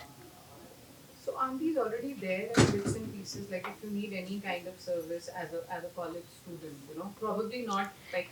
Here's the thing. Holistic wellness is a concept very new here. So we are in conversation with the International Association of Wellness Professionals, and these are certified holistic wellness coaches who will be teaching in the courses. Create awareness around holistic wellness. Yeah, so we have some ideas for social media campaigns. We are already doing a bit, and we are planning more. Plus, we have free courses on Udemy. I have 2 courses on Udemy, which actually brings a lot of customers. Yeah, attention. So I am a certified wellness course. I just completed, and I have done business graduation. I'm 21 right now. I just completed business graduation. And who else is there in the team? So we have life coaches. We are in conversation with them, and we have 2 people who are trained in Ayurveda and Vedic literature. You're the sole founder. Yeah, I'm the sole founder. Have you estimated the entire competition? There are big players like Mind Valley, right? Which Yeah. is holistic wellness and much more. Yeah, it is. The thing is that we are doing extensive work, in the sense that we work on the person. We do 3-week, at least 3-week, programs with them. Shane does it for a year. No, I understand that, but they are not taking holistic wellness as a perspective. Like, they do soul and other concepts as well. But when I say holistic wellness, I mean that we work on the individual, the physical aspect as well. So we are not taking it separately, like a course on, like they have energy, the course on energy. We're taking it like a combination, because we want to bring a difference. What about Jaggi Sadhguru? Yes, that is definitely a competition. I can say. Right? Yeah, Isha Isha. is not a competition. They are Definitely. everywhere. Definitely. But what we are doing is, sir, that we are bringing in the concept of, helping students through making it a career kind of initiative. We are totally catering to the youth. So we are making a difference. You are properly qualified or having a qualified team for Yes. wellness coaching and everything. Yes, these are certified holistic wellness coaches who will be training on our platform. And what is the revenue model, or what is the approximate price of a course you plan? Yes, so we are planning for 999 subscription model per month. Is that something like what Mr. Amit Parekh does? 99 then 499? No, it's not like that. Because that is why we are keeping it 999, just because it's for youth and they cannot afford. As far as the corporates are concerned, we are in conversation with some clients who are actually happiness coaches who want to become wellness coaches. So for them the cost is very high. It's $1,500. That's what we are planning, because we have coming from US, all the life coaches are that's the range. Thank you. So next we have Tab School. Good morning, everyone. I'm Harshpal Singh and I'm from Tab School. Oops, sorry. Yeah. So, just to tell you what Tab School is. So, we are end-to-end hardware, software, pedagogical solution providers to mainly schools and or other educational organizations. We aim to digitalize schools and other educational and classrooms also, and we believe in empowering the teachers with tools that can create an engaging content to in the learning, so that students get engaged in the learning. So that is what we do. As far as the promoters are concerned, I am the founder and we have Amandeep Kaur as the co-founder. So we two are there. As of, we started off in 2016, but in 2018, we formed as a registered company by the name of Heirloom Technologies Private Limited. Today, Heirloom Technologies has 5 verticals catering to various types of needs to all sorts of educational institutions, including the coaching institutions as well. now we have the product. The product Tab School is based on flip learning model. So flip learning model, as you know, is about giving the students what you call the home classwork at home, multimedia videos, and are given at home to prepare for the topic. And when they come back to the class, they do the assignments, doubt clearing, experiments, and things like that. So this is flip model, and we provide the teachers with the tools to create the content and send it to the students and make them learn through that. So this is the entire product. And next we have the technology differentiation. So the USP of our software is the content authoring tools. So the content authoring tools are based on, for example, it engages the students. Like somebody, if a teacher has a video already, you can create an interactive video, add a set of questions, drag and drops, so that they retain what they're doing, and it makes it more engaging for the student to learn.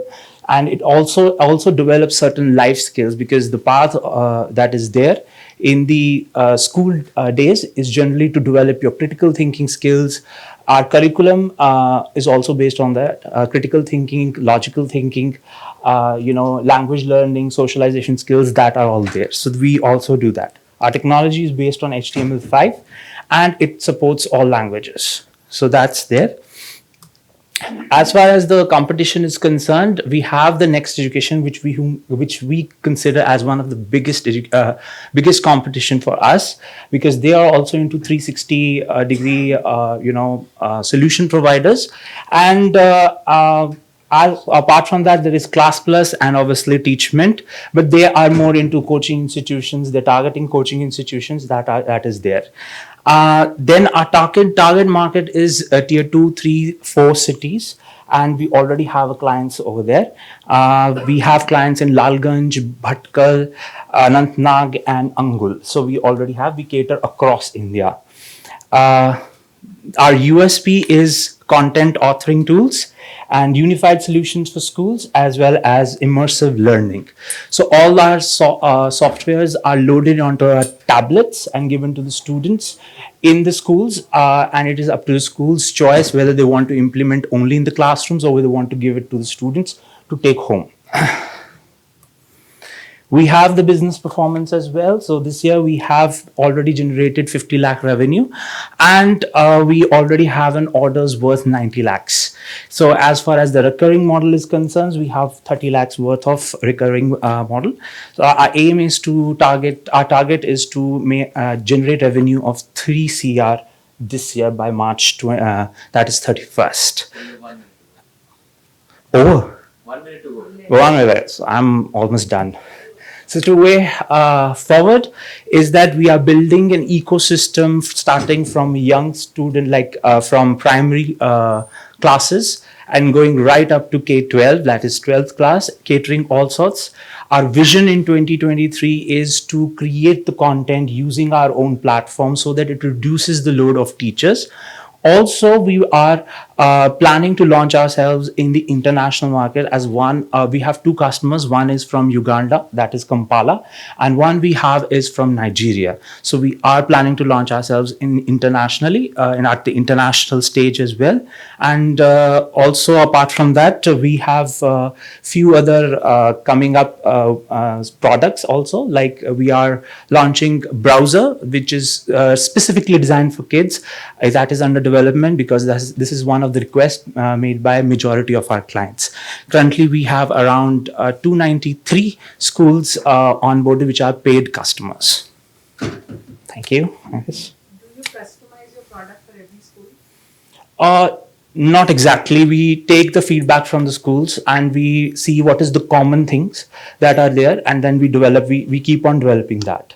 We just white label it according for the schools. Product can be used as it is. Okay. What's the onboarding time? So onboarding time is, if you are going for just the software, that is 24 hours to 48 hours. And if you are looking to go with the tablets, that is about 15 business days, because we have to procure the tablets as well from the vendors. So right now, you are providing only to the tab? The content is created by the schools themselves. Content they can procure from the third parties. And yes, from as far as the video content is concerned, and yes, they can create this. The tools are also been there that the teachers can create their own content. Just the trend because teachers are not trained to create content. Yeah, so they're not content creators, but our software, we provide the training as well. That is about 15 to 20 days of training to the teachers, and we do it online as well as on site. Already overloaded by the work, teaching and such. Exact. They're not overloaded. It's just that we also streamline the entire process because we have an ERP system which automates the daily work as well.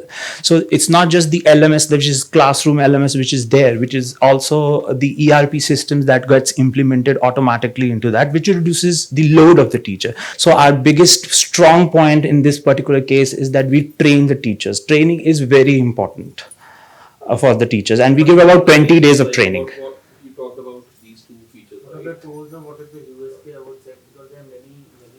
So the USP are content authoring tools. So content is where you engage the students. So there are, if you see there is a pedagogically how the classrooms are working. Pedagogy means the teacher centric.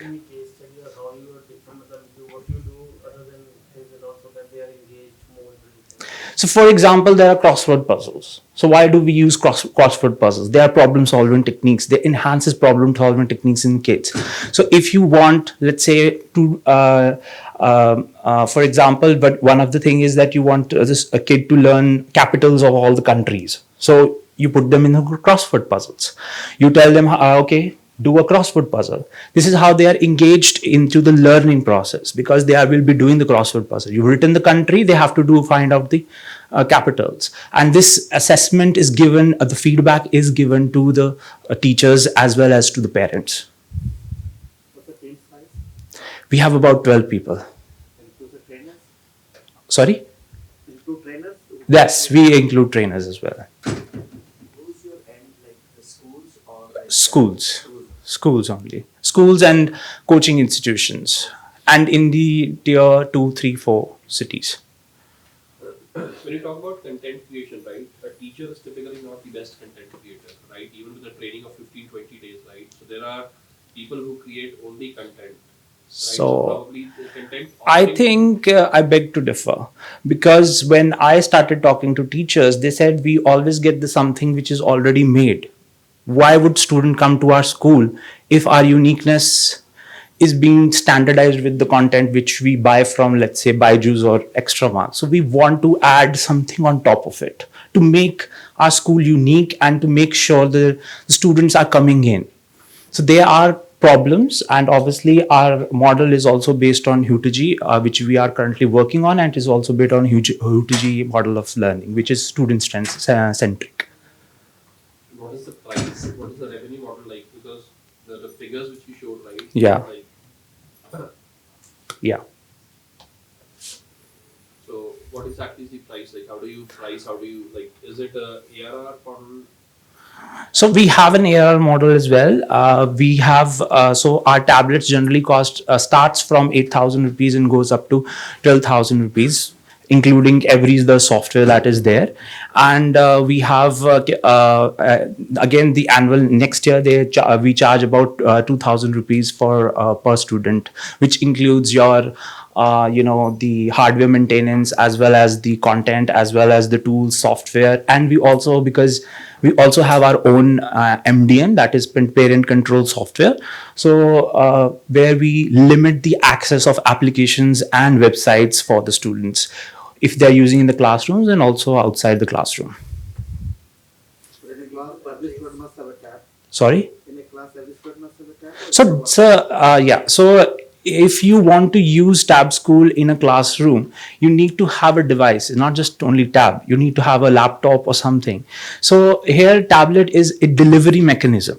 So what happens is that delivery mechanism, it can be a laptop also. So sometimes what happens is that there are schools who say, okay, we just want the software, we'll implement into a different, we'll procure laptops from somewhere else.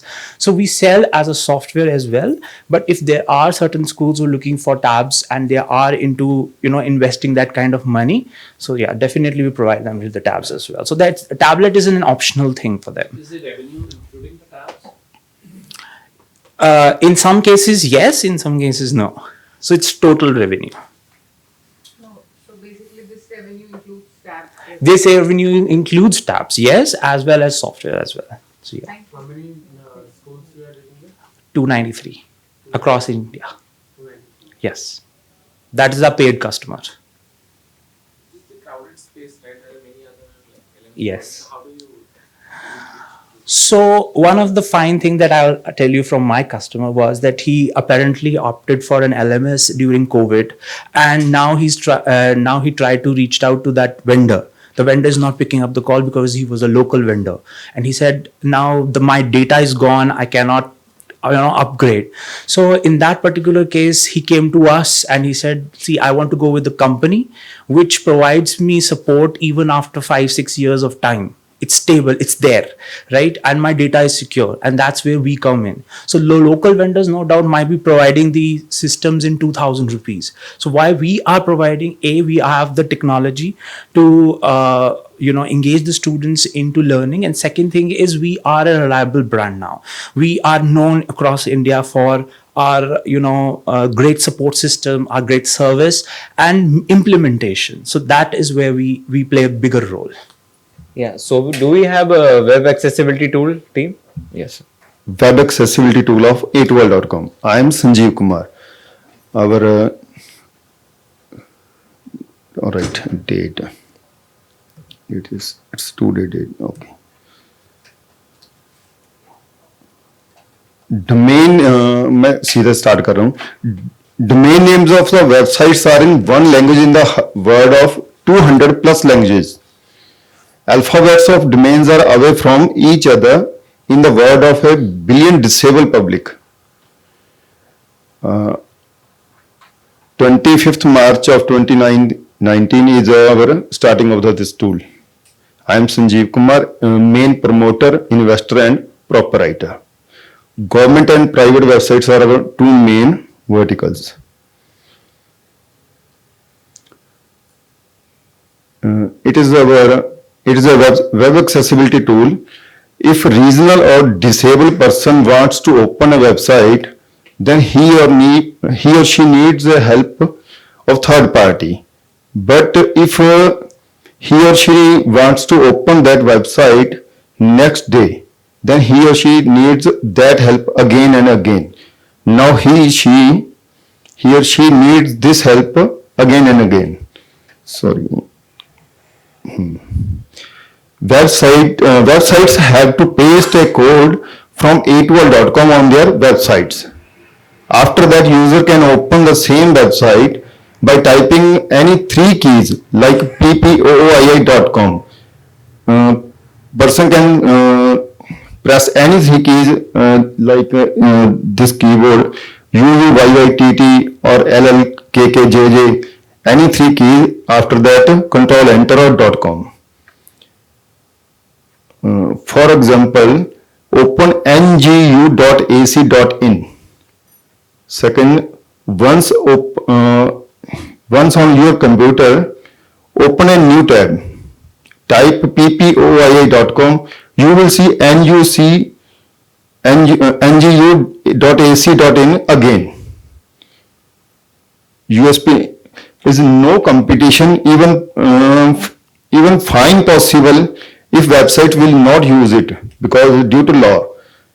There are many laws like Disability Act, like language rights, digital rights, accessibility rights. So there are many huge fines.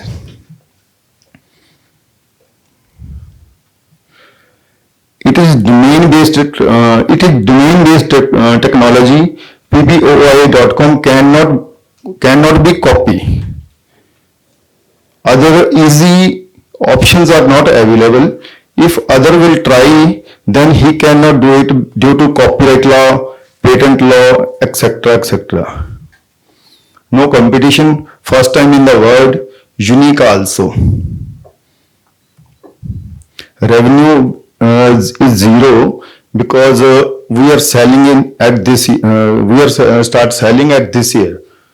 Like Harton is our first, maybe Harton is our first customer in this year.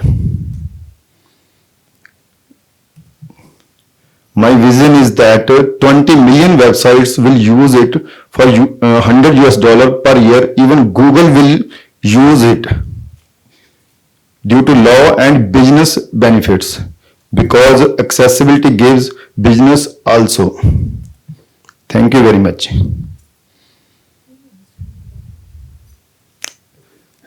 Product का आपको एक demo देता हूं मैं again. For example, openNGU.ac.in.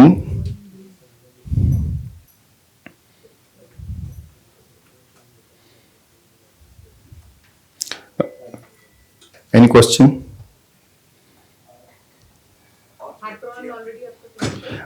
Horton ने अभी yes बोल दिया है, और रिटर्न में तो हमारे पास 2017 से है उनका, लेकिन वो गवर्नमेंट हमारा थोड़ा स्लो चलता है, कुछ कोरोना आ गया, कुछ हम लोग अप्रोच नहीं कर पाए.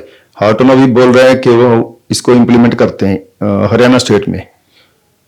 तो पंजाब इन्वेस्ट ने बोला है हमें कि अगर एक स्टेट ने कर दिया किसी भी ने भी इंडिया में, तो हम इंडिया में खुद करवा देंगे, मतलब हेल्प करेंगे. तो ऐसे ठीक ऐसे ही माइक्रोसॉफ्ट से बात हुई है, वो कह रहे हैं अगर इंडिया में इंप्लीमेंट हो गया तो वर्ल्ड में हम करवा देंगे.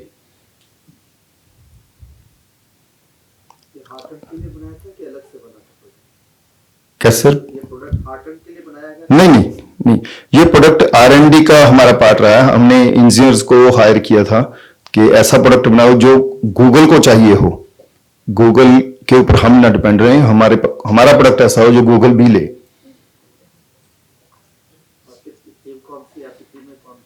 टीम में हमारे इंजीनियर्स हैं, जैसे अमित गुप्ता हैं, वो बठिंडा से हैं. बेसिकली मैं बठिंडा से हूँ, अभी मैं मोहाली शिफ्ट हुआ हूँ. और एक नीलेश हैं, वो मुंबई से हैं, वो एक्सेसिबिलिटी के एक्सपर्ट हैं. और बेसिकली मैं बिजनेसमैन हूँ, हमें जहाँ पे दिखाई देता है कि यहाँ से बिजनेस अच्छा आ सकता है, वहीं पे हम लोग स्टार्ट कर लेते हैं काम. जैसे ऐसे तो मैंने, मेरी जो हिस्ट्री है, मैंने यो हनी सिंह को भी लॉन्च किया हुआ है. अभी मैं एक हॉलीवुड की मूवी बना रहा हूँ.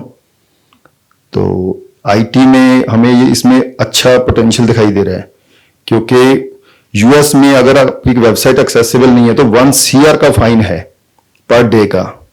इंडिया में अभी स्टार्ट हुआ है 5 लाख का, और यूके में 2.5 करोड़ का, इंडियंस के अकॉर्डिंग 2.5 CR. और कनाडा में भी आई थिंक 1 CR के अकॉर्डिंग फाइन है. अगर मार्केट में टेक्नोलॉजी है और आप वेबसाइट में यूज नहीं कर रहे हो, जिसके कारण डिसेबल या रीजनल लोग आपकी वेबसाइट को एक्सेस नहीं कर पा रहे, तो thank you very much. So this was web accessibility tool. Next we have the team of CredMate. Hello, good afternoon everyone. हमारा नाम है गौरव. My name is Gaurav Kundra. My name is Gaurav Sharma. And we are founders at CredMate. If anybody don't mind, we would like to speak in Hindi if we get permission from our. Thank you, ma'am. So everyone who is having, जिसके भी जेब में पैसे हैं वो bank है. अगर हर bank के पास नॉन कोलेटरल लोन देने के लिए एक परमिशन है, एग्जाम्पल एक बैंक ने, ICICI बैंक ने आपको एक लोन दिया 5,000 रुपीज का, अगर आप उसे वापस नहीं करते हो तो एक उनका फ्रेंड है सिबिल, जो हर बैंक को जाके बताता है कि this person is a defaulter and creating indiscipline, do not give loan और be aware of this person. आप भी एक फाइनेंसर हैं, आप इन्वेस्टर हैं, आप एक फ्रेंडली लोन देते हैं या आप बिजनेस में किसी को लोन देते हैं, you should have that mate also which is CredMate. This concept एक फ्रस्ट्रेशन के कारण आया.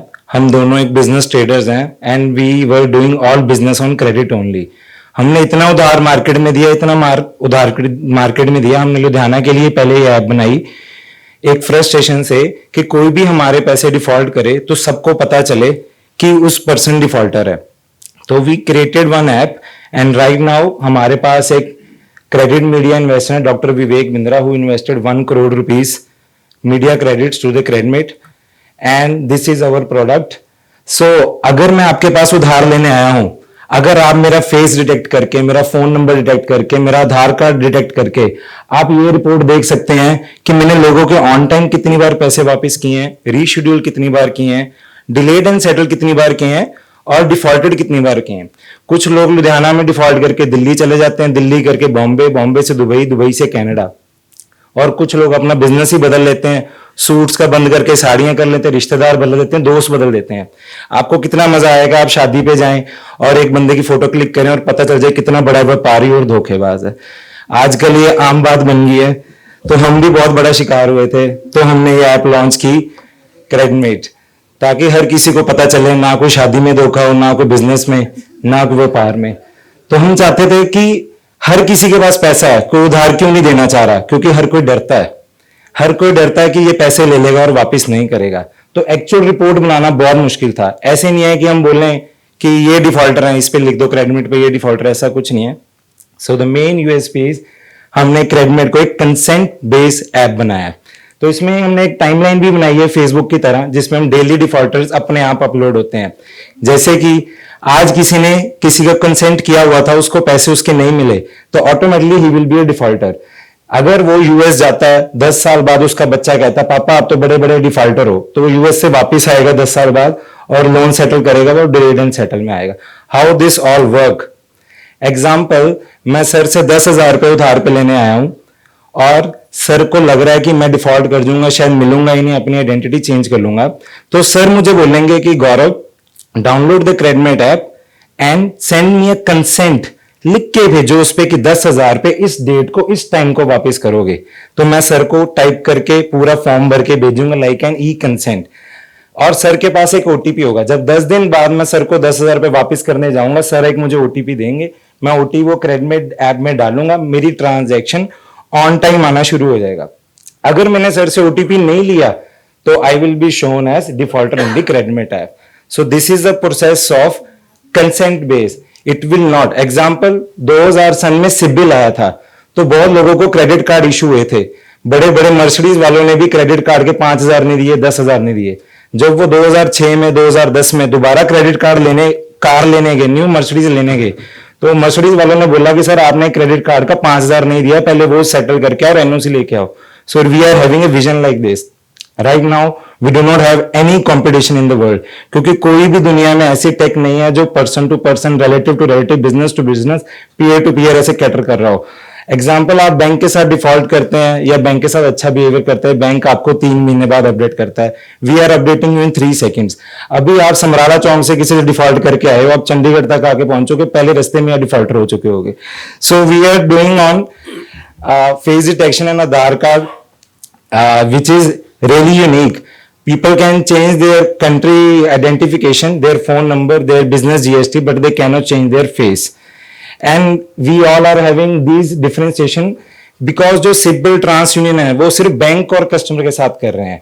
बैंक आपका देख सकता है आपने कितने लोगों के साथ डिफॉल्ट किया, पर आप नहीं देख सकते किसने किसके साथ किया है. Right now we are having more than 2,50,000 users and we have crossed consent of 1,800 crore rupees. And हमने अभी तक रेवेन्यू जनरेशन का हमने इसी जनवरी में शुरू किया था, और we are into loss just because we are spending on advertisement and everything. Right now we are having, हमारे पास 42,000 यूजर्स हैं जिन्होंने हमें पे किया है, पेड यूजर्स हैं for the KYC. We charge for the KYC and our vision is, आप America में एक आइसक्रीम भी लेने जाते हो तो आप आइसक्रीम वाले के पास खड़े हो तो आप उसको बोलते हो मैं पैसे तेरे 3 महीने बाद दूंगा and he gives you credit also. So simply means जिसके पास भी पैसा हो वो कॉन्फिडेंटली दे सके, और जो अच्छा बंदा है जिसकी गुड क्रेडिबिलिटी है उसको टाइम पर पैसा मिले. So this is the biggest problem of the world right now. People are doing suicides and nice people, we all startups are nice people, all want money and no one is getting right now maybe, or we want all good people get the credit and defaulters come, सब दिखना शुरू हो जाए defaulters, और जो investors हैं वो और थोड़ा strong हो जाए. Thank you so much. Sorry for the bad English mix Hindi and thank you everyone. Thank you. हाँ जी सर. सर स्टार्टअप डिफॉल्टर आप जब भी किसी को नेक्स्ट टाइम आप किसी को स्टार्टअप को फंडिंग दो आप क्रेडिट पे कंसेंट जरूर लें सर थैंक यू ओके, ये जो आपने 2.5 लाख यूजर्स दिखाए हैं, रजिस्ट्री कौन है? They are all business entrepreneurs mostly because हमने जो पहली प्रमोशन की है doctor Vivek Bindra who is having 19 million subscriber all entrepreneurs so he advertise on his YouTube channel by advertise yes he gave us 1 crore rupees worth of media credits of his channel yes recently हम आज तक के एक horses table आता है उस पे we got commitment of all her five horses for 1 crore rupees and we are in the terms and contract not bonding commitment and just last week हमारा एपिसोड आज तक HD पे आया था बट सुसाइड आपने बोला ना, सुसाइड तो वो करता है जो लोन रीपे नहीं करता।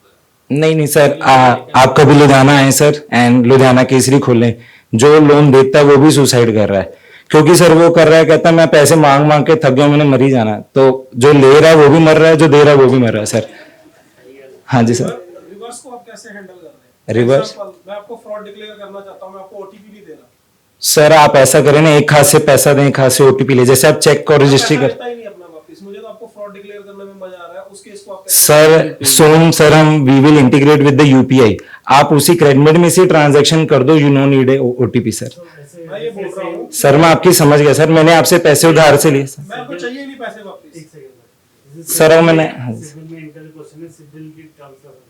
हाँ जी सर हाँ जी सर हाँ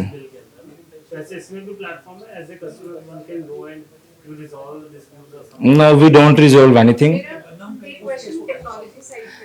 सर का क्वेश्चन बहुत अच्छा भी था मैम वो सर बहुत थोड़ा सा वो ले गए सर आपका क्वेश्चन बहुत अच्छा था जब सर आप रजिस्ट्री देते हो ना किसी को उधार से पैसे लेते हो रजिस्ट्री देते हो तो कोर्ट में ऐसे हजारों केसेस हैं जज के सामने बंदा बोल रहा मैं पैसे देना चाह रहा हूँ ये मेरी रजिस्ट्री वापस नहीं कर रहा मेरे कब्जा कर लेगा so this is a use case but हम टेक के साथ इसको सॉल्व करेंगे sir we need government authentications to approve the UPI between the app आपको पैसे लेने नहीं लेने मैंने आपको यूपीआई कर देना क्रेडिट में से and don't need OTP so there will be ये हो चुका है नहीं सर ये होगा अभी sir we are very small company sir yes सिर्फ यही एक लूप होल दिख रहा है इसमें क्योंकि बहुत सर लूप होल्स बहुत हैं जैसे कोविड के वेरिएंट्स हैं इसके भी बहुत वेरिएंट्स हैं एग्जांपल सर अभी बहुत यूज केसेस हैं we face every day sir नहीं sir thank you sir we face every day sir हमने सर अपने बाल गवाए अपनी जिंदगी गवाई उधार देते देते sir thank you sir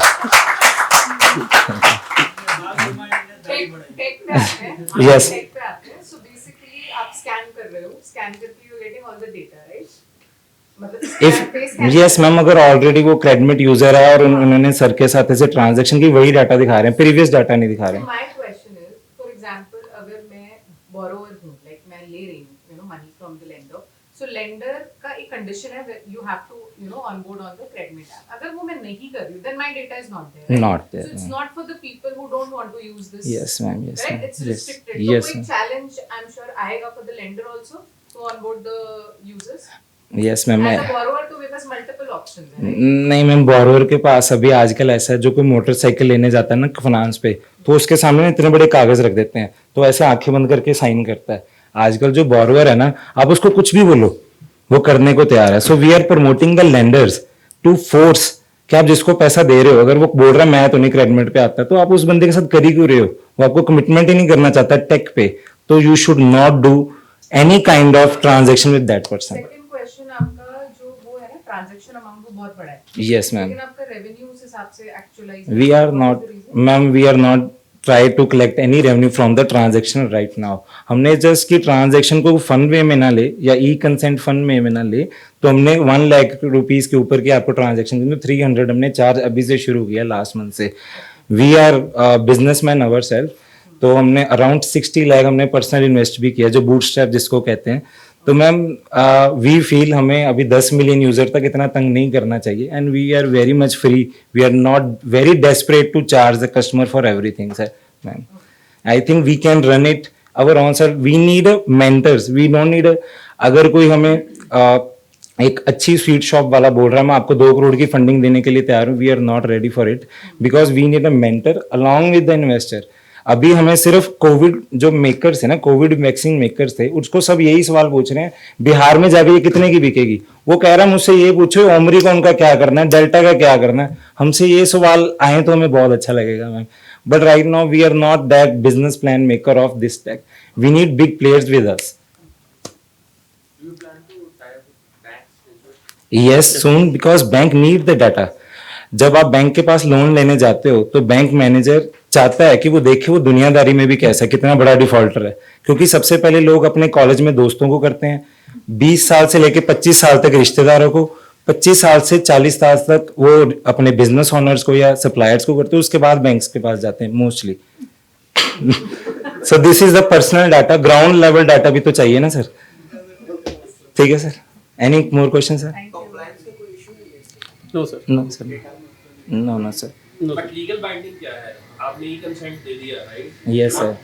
legal value does it hold in front of the honourable court और anything? Right now no sir, वो तो अभी सिबल की भी नहीं है ऐसे सर, वो जस्ट डाटा हम तो शो कर रहे हैं लोगों को। का डेटा बैंक यूज करता है, बैंक लेकर जा सकता है आपका, कि बैंक अगर वारंट करता है ना तो सर सिबल की कोर्ट में कोई रिक्वायरमेंट नहीं रहती सर। कोर्ट में रिक्वायरमेंट अगर बट बैंक कहता है कि इसने डिफॉल्ट किया और उसका पास उसकी और जी जी, पर उसका जुडिशरी में सर उसमें कोई रोल नहीं है सर। जैसे अगर जब बैंक एक कोर्ट के पास जाता है, कहता देखो सर इसका पहले भी अच्छा बिहेवियर नहीं था, हमने इसको लोन दिया, इसने डिफॉल्ट किया, तो जज बोलता है अगर आपको पता था अच्छा बिहेवियर नहीं है तो आपने लोन क्यों दिया, सिबिल को साइड कर दो।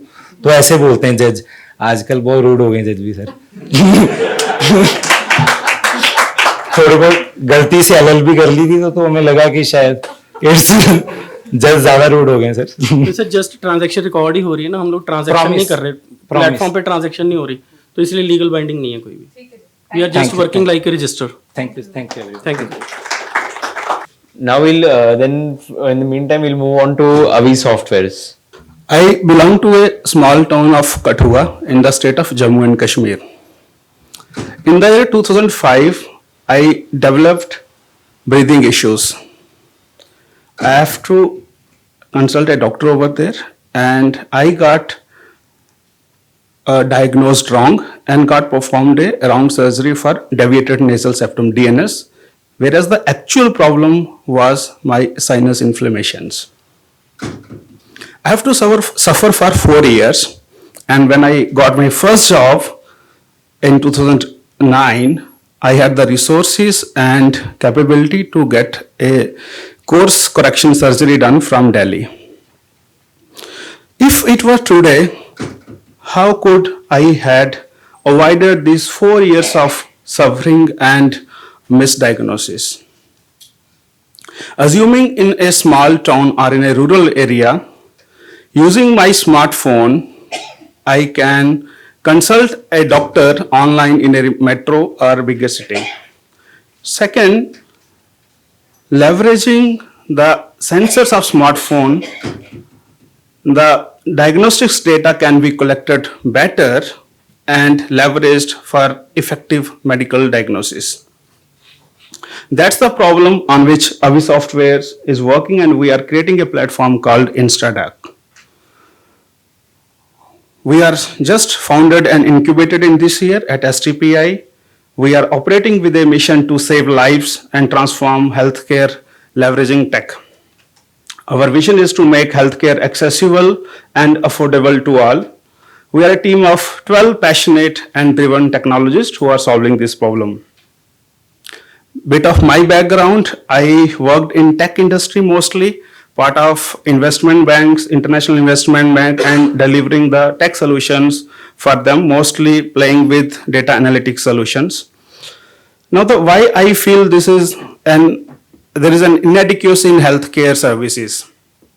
As per Niti Aayog report, India has 1.3 hospital beds and 0.65 physicians per 1,000 people, whereas the World Health Organization standard is 1 physician. Obviously, the current healthcare services systems is inadequate, and it cannot be scaled in an efficient and effective manner, because the very core of it is that it relies a lot on infrastructure, and infrastructure is always cost intensive. Second problem is that the diagnostic data is sporadic. You get tested in a lab, that is a one-time event, and the reliability and effectiveness of this data is obviously less. We need to capture more data for that. So instead of the solution on which we are working, it has majorly two components. One is online D2C doctor consultation platform, and second is a mobile app which is having diagnostic capabilities. The D2C platform would come as a SaaS offering for the hospitals. It would be a kind of multi-tenant system where each hospital can administer and manage their own microsite leveraging the platform. For a patient, he would be able to book and consult doctors online. In any city, if I am to consult a doctor in far-off city, we are going to make that possible using that platform. And this would also digitize the medical records, and it will also consolidate an individual's medical history over his or her lifetime. We are going to leverage the smartphone penetration. In India, we are already having a very, very deep proliferation of smartphones, and most of the people are around 4G. And we would repurpose the sensors on smartphones to capture various diagnostics that are possible through research today, which is like pulse rate, lungs health, respiratory rate, sleep pattern, etc., which when fed into central remote systems where we will run analytics using ML algorithms and make sure that we have all this information present to your doctor the next time you are seeing your doctor. In the interest of time, I have covered most of it. We are yet to launch this platform. As I said, we just started this 6 months ago. Our plan is to launch D2C online consultation platform in Q1 2023, and then it would be followed by apps which are more tech centric and leverage and which capture this data for diagnostic purposes. So this is the screenshot of our platform, which is the first launch next year. Thank you. Open for questions now. What about the certifications you have applied for? Because you were talking about the health data, right, which is very much sensitive and private. Yes. How do you plan to secure it, data security, and there are a lot of health certifications which you need to take. Yes, so we definitely need to, not a lot of, we need to seek consent for capturing data, and then since we are not recommending, we are not administering treatment to patient, we are just a platform. We are capturing data, obviously consent is required, that is one part. And I think if our plan is to integrate with UHI.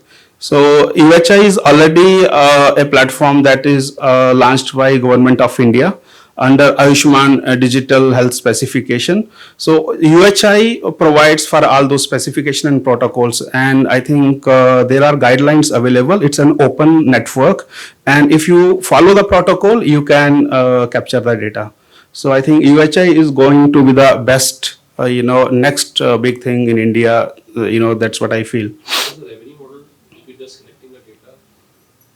Okay, so our revenue model is, we believe the patient who use our app, they would have better access to their healthcare because of the data they are capturing, and that is on tech part. But the actual revenue model is we will charge commission on subscription on consultation fees. So there are two models. One is the hospitals who use our platform. We'll have collaborations with them, so we'll generate leads for them. That is one part. Second is commission on per consultation basis. Which sensors of the mobile you plan to use for diagnosis, on-site diagnosis? Yes, that's a good question. So one is the cameras on phone. The front camera, the powerful cameras, they can be used. If you analyze the skin blood flow through skin, it can give you indications of your pulse rate. That is one that is already established. There are already apps there, who are already doing that. Second is if you are talking on mic, so your volume of air that you are taking inside, it gives an indication of your lungs health, how much volume you are taking. The mic can capture that from the airflow, and it can. So I have the research papers, and there is already apps who are doing this. Yeah, so this is established. Yeah. So there are certain areas which are not established. For example, there are claims that the cameras can also detect your oxygen saturation level, which is debatable, right? So there are areas which are established, which are debatable, and this tech is evolving. I think there's a lot of evolution around this, and there is a lot of we were also doing a lot of research on that and what's there and what's not. So I think a lot of issues settled, a lot of debatable, a lot of ongoing research. We are just plugging into this, and we are also banking on UHI, and we want to be early word to capture that right. How much of the tech is developed? The platform for D2C, so this is around 80% done. So that's why I have put this timeline of launching it. We are speaking to certain pilot hospitals who would collaborate with us. So we would let them use our platform for free, gather feedback, and then make it further. So we are not into hurry to generate revenue. We just want to test our tech. Thank you. What kind of investments have you got? Sorry? What kind of investments have you got? We have not sought any investment. So this is all bootstrapped from my savings, and I am completely invested in this. So, sorry? What kind of investments you have done till date? I have already invested around 80 lakhs. Yeah, so I can invest, I think, 1.2 crore more. Thank you. Thank you. So the next startup which we have is Auditech Solutions LLP. You said young, all the young slides and all, I feel really young. So this is our startup, Road Athena, and quickly we will just move actually, what we are doing. So this is the core team, very, very interesting. Everyone is complementing each other. Coming back to the solution, what we are, giving is the AI-enabled technology, where we are using the dashcam to have the coordinates as well as the dimensions of the pothole, cracks and patches, and we are also classifying them, having the exact location and the picture, and we alert the authorities. It's a complete solution altogether, as we'll be covering, and this is an end-to-end package for all the road anomalies. Coming down to actually problem, one of our friends had come from Mumbai a few days back, and he told me then when they hit the airport road, उनका नींद खुल गया और वो बिल्कुल alert हो गए, and they were so impressed with the driving skill of the driver, and I was feeling nearly sheepish. I said नहीं, उसके बाद तो पटियाला रोड के बाद तो बहुत अच्छा रोड था. He says don't worry, Mumbai is equally bad, and it is not about the city and all. The problem exists everywhere, and even in the America, around $130 billion are spent because of bad roads, and 40% of the roads they classify as bad or mediocre. And even in Canada, they have actually calculated the amount. It goes, because of the bad roads or the potholes, it comes out to be 3 billion, which each user, they have even calculated that each user pays around $126 per vehicle per year additional to the taxes in, using the bad roads. In India, we have not quantified as per the number, but surely the number is really, with 9,300 deaths and so many accidents because of the potholes. So our solution is, our solution is, and this is a very interesting graph. If we do not address the pothole solution in time, the cost goes up to 100 times, okay? And the solution is very, very interesting here, what we are giving. We get those recording through our AI model. It classifies the potholes. There is dimensions given. We identify the stage, we identify the road and map the road as per red, yellow or green, depending upon the frequency of the pothole as well as the dimensions of the pothole. Then we provide the dashboard. We don't stop here. after providing the dashboard, we also have the ticket raised because the roads are really large and the jurisdiction can end from one place to another in thousands of kilometers. So you can assign the ticket to the concerned person, they set the pothole, they click the picture and it goes back into the system. So it is not that few of them are missed because each is tagged, so you cannot miss. And we also got, the feedback that in case we can calculate the approximate the material and the cost used, that also we have got incorporated in the model. So our USP is that we are having the faster turnaround. We use the mobile dash cam, not mobile, the dash cam on the vehicle. And there is and the processing. So why we are here today with a lot of conviction after studying the all the competitors and all, that we are able to process it 1 minute video under 1 minute. Previously when we started, it was 1 minute processing was taking around 5 minutes. So here we are with the ticketing workflow, and the best part is we are able to cover the 3 lanes. Ideally, typically we have 2 lanes, in a road to cover, and we are able to cover more than 2 lanes for sure. And the other privacy is that we are blurring the image. So even we are have our solution ready for international market. So even the vehicles which are coming near while recording, we are blurring the image, so that privacy we are maintaining. So we have it in cloud model as well as the package service as per design. Yeah. So technology differentiation, we have already filed patent in India, and there has lot of interest and attention from 2 countries. So we have gone ahead and filed the patent in Canada, and Australia we are doing it in next month. So rest all, it's a continuous dashcam advantage. Next, I can surely tell you, there are companies which are there, Robotics, Vaisala from Finland, and City Rover and Roadmetrics. All of them are using the smartphone. We are using the dashcam. The advantage is there that the coverage is nearly double, and it's a stability of the image which we are able to achieve. The smartphone, you cannot achieve that stability and all. And also our processing time is way ahead than others. Okay. Next. So this is our revenue. The most of the amount in the goes in developing the product, which we have already achieved by getting the product to a stage. So most of the investment have already been done. The big thing is that the team is the one who started with us are still with us. They are processing.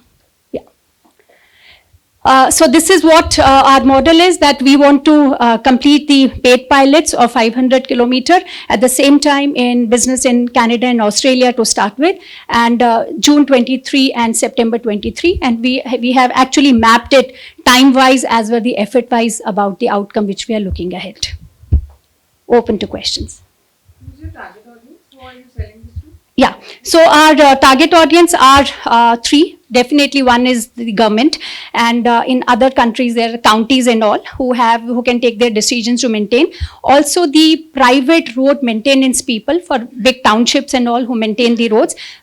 In times to come, the manual, so far everywhere it is manual intervention. So it has to go, and it is where it is going very fast. So AI has to come, and this is one of the tested model to do that. It is happening across the world. And you mentioned 36 lakhs of revenue. Where did that come from? So those revenues are that we had also taken up the project while we were developing this project. We have picked up projects, small projects. One of them was with Italy, where we have done not only the road, but the signage. They wanted us to do whether the, road signs quality actually, whether the reflectors and all are working fine. So we used AI to detect that actually, right? Those anomalies. And that model can also be used in this. Yeah. It's a US based company. There are some Indian companies which are tying up with that, and even CSRI has developed a machine. So our ultimate aim is to give that data to that and complete automate process of finding the potholes and fixing them. The next startup for today is Arms for AI. So the founder could not turn up here because as she's traveling abroad. So she's going to present a video pitch, and their team would be available to answer all the questions.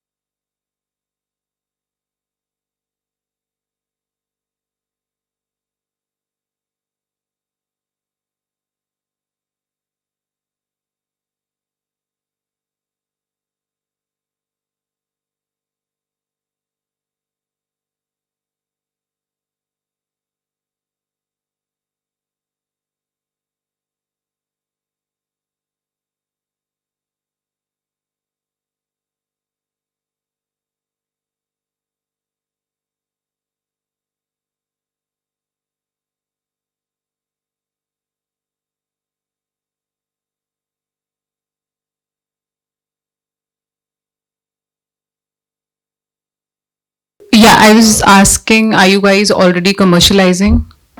No, we are building our first product right now, and it's in the final stage, and soon we will start our commercial. Okay, so do you have any, order pipeline ready with you? Do you have orders in place? Yeah, currently we have signed our MOU with Anand Technologies, for whom we are developing this specific product of automatic building footprint extraction. And we also have in pipeline certain government agencies like land revenue departments, which will utilize and which can utilize this data for land revenue and for smart city aspects as well. Okay, that's it from me. So what is your revenue model? How you are going to earn? So what is your revenue model? Revenue model, मतलब how you going, how your company maybe not now 1 year, 2 years down the line. It's a SaaS-based model which we are focusing on right now. So I mean to say the numbers, मतलब how you going to charge things and all. What is the subscription or things, anything you have in mind? What is this? Not clear. Like you are saying how we will charge. This we are in a process of figuring that out, because if we deal with the B2B, then it will be very different. And if we go for B2C, for example, if we focus on the research community and on the research projects or the NGOs which can utilize our platform, so the prices will be different for them as users. So we are in the process of figuring that out. Okay. Thank you. So next we have Sogro Technologies, Sogro Ventures, sorry. So my name is Rahul Goyal. I am on the behalf of Sogro Ventures. So that's my product name is Chandigarh Live. Okay, so so this is a hyper-local platform with the high quality content and dynamic information. Actually, we are providing dynamic information on our social media profiles right now. So we are targeting 3 major sectors: target marketing, influencer marketing, and business support. So and these 6 are our major verticals, like city guide and latest happening in Chandigarh area, brands and event club promotions, Chandigarh pullouts, community engagements, and dine out stay. Basically, Chandigarh Tri-City is the huge marketplace where a lot of new investments are going on regular basis. As you see now, new universities and new real estates are coming with the new projects in Mohali as well.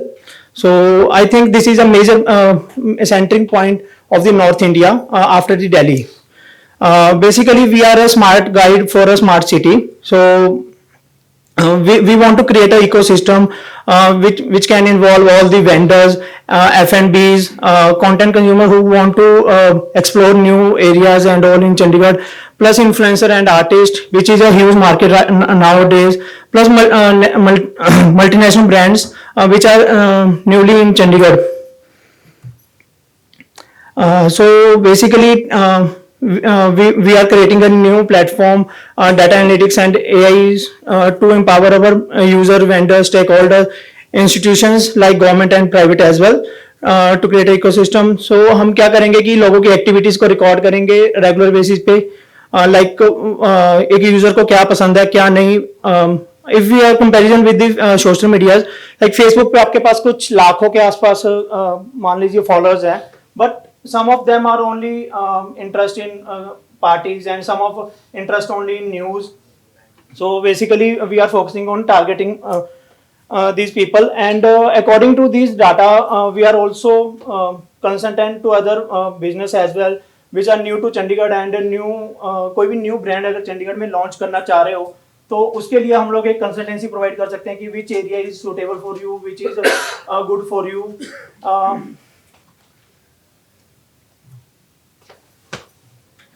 Yeah, so these are major 3 competitors that we are analyzed right now, but we are no direct competition with anyone. Like Chandigarh Vibes is just a social media profile, and Chandigarh Metro, which is only on websites, and Shoutlo might be आप जानते ही होंगे, तो they are just vendor services and promoting events and discount coupons. What we are working on smart lifestyle experience of the user of Chandigarh Tri-City area. So which We will include chatbot system, business consultancies, help post, and review system. Okay so right now हमने actually last year जैसे start किया है 2021 में अपना social media presence हमने एक अच्छी बनाई है. वी हैव अप्रोक्सीमेट 50 के followers and members in our all social media profiles and 100 plus collaboration with the brands and the outlets in Chandigarh. Till March 22 we have approximate revenue is 12 lakh. We got 4 lakh from advertisement and events, and social media services like content creation and influencers meet and all. We got approximate 8 lakhs in 1 year. So that is our future plans, like and our revenue streams as well. So in this year we are we will complete approximate 50k users and we are near to it, and 25 lakh revenue. So I think हम लोग इसको next 3 months में ही cover कर लेंगे. Rest 2 years की next हमारी भी जो proposals हैं, and these are 4 major streams जिन हमारे revenue के लिए. One is the promotion and advertisement, that is a major part. Second one is the event and coupon. We are working on right now. We are working on first 2 parts, and after that we will working on next 2 parts in when we are on with our mobile application. So this is some insight for us. Like we have a Google local guide, approximate 1.7 CR views, and if we are second screenshot of Instagram, we have approximate 18k followers only on Instagram, one profile, and approximate in 14 days we got 1 lakh plus accounts in our profile. Okay, thank you so much.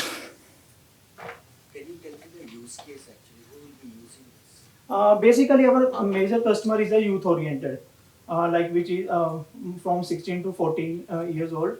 So that is our 80% customer. Next, everyone in Chandigarh Tri-City area will be our customer. Revenue projection दे दिया तुमने, right? But you need a dedicated team to. Yeah, we have some of right? that. What is the cost you are spending on that team? Actually ये होता है थोड़ा सा water system भी चलता है हमारे यहाँ पे इस सिचुएशन में. लाइक कई बार क्या होता है कि सामने से हमें कंटेंट मिलता है, हमें टीम की इतनी जरूरत नहीं पड़ती है. In return, we provide some advertisement and promotion. So this is a low cost model. इसमें content creation बहुत ही कम पड़ता है, because किसी का content अच्छा है, but उसके पास reach नहीं है. We have reach and we got that content, and he got also reach from our content, and उसका content ही मिल रहा है in AI का क्या इसमें? Basically हम अभी प्लेटफॉर्म जो अपना बना रहे हैं नया, तो उसमें AI का क्या होगा, जैसे मैं आपको बता रहा हूँ. हमारे पास अभी 50k की रीच है, but we can not distinguish कि किस कस्टमर को क्या चाहिए. लाइक किसी को अगर सॉन्ग्स पसंद है तो मैं उनको सॉन्ग्स की एडवर्टाइजमेंट क्यों दिखाऊंगा, सॉरी जिसको सॉन्ग्स नहीं पसंद है उनको क्यों दिखाऊंगा, रादर की जो जिस कैटेगरी के होंगे मैं उन्हीं को वो चीज़ ही हम स्विच करेंगे. बेसिकली इसमें जो रेवेन्यू मॉडल आएगा वो सिर्फ प्रमोशन एडवर्टाइजमेंट से आएगा एंड इवेंट से, जो हम अभी कर रहे हैं. तो इसमें AI यही है कि जिस पर्सन को जिस तरह का इवेंट पसंद है, जिस तरह की एक्टिविटीज पसंद है, वो सिर्फ उन तक ही पहुंचेगा. And secondly we are creating a ecosystem for the influence marketing as well, because right now क्या होता है कि हर एक ब्रांड अपने इन्फ्लुएंस मार्केटिंग करवाता है. They hired approximate 100 influencers, and उसके बाद क्या होता है they hired a influencer manager कि उन 100 से सब कुछ मैनेज करके एंड एक वो चीज चेक की है. तो we want to create a system कि वो सारे इन्फ्लुएंसर्स को एक जगह पे लाइन अप किया जाए, एंड जो जिस ब्रांड को जो इन्फ्लुएंसर पसंद है वो किया है, एंड एक छोटा सा कट जो हमारा होगा वो दैट्स फाइन. तो इसके लिए एक ऑटोमेट सिस्टम हम बनाना चाह रहे हैं, बिकॉज 100 इन्फ्लुएंसर्स के लिए एक मैनेजर वो हायर किया जाता है. मैनेजर आगे 2 पर्सन की और टीम हायर करता है, तो एक वीक में तकरीबन 100 इन्फ्लुएंसर से काम करवाया जाता है. तो that's a huge market right now. कि अगर आप बात करो पार्टीज एंड क्लबिंग चंडीगढ़, तो अप्रोक्सीमेट एक सैटरडे नाइट को सिर्फ 15 करोड़ का बिलिंग होता है, अगर आप सारे सिर्फ क्लबिंग एंड इवेंट्स की बात करें अगर हम. तो देयर आर ह्यूज मार्केट इसका भी. और दूसरी बात है कि Chandigarh is a developing city right now, that's why I choose that. And अगर आपने देखा हो मोहाली में ही 2 नई यूनिवर्सिटीज बड़ी लेवल पे आई हैं. आफ्टर दैट रियल स्टेट के न्यू प्रोजेक्ट्स रेगुलर बेसिस पे वो लोग चल रहे हैं. तो that's it. So next we have Agnex Technologies. Good afternoon, ladies and gentlemen. I am Sparsh Kaur. I am the co-founder and chief of staff of Agnext. Taking Punjab global, Agnext Technologies. We are an agriculture economy state. 30% of the GDP of agriculture is, contributed to the state, with 60% of the population in the agri sector. When we define the problem, any transaction happening across the world happens on 2 axes. One is quality and the other one is quantity. We know quantity is something which is quantifiable, but quality is something which is very subjective. This subjectivity is something that we are solving, and we know subjectivity is something that induces a lot of vulnerability. This subjectivity causes around more than 100 billion US dollars of losses.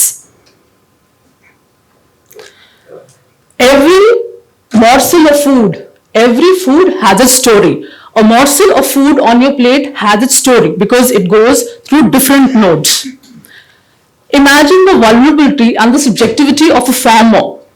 5 months of intense hard work of a farmer is judged in 5 minutes. Further, on the different nodes, warehouses, processing, and millers, lack of predictive assessments, adulteration, malpractices, all cause a lot of subjectivity losses, and this constitute around 5 to 30%. Further, the end of the pyramid, the consumers, me, you, we all face a lot of trust issues because of this subjectivity, and this is what we are trying to solve, and this is what we have solved. What doesn't work?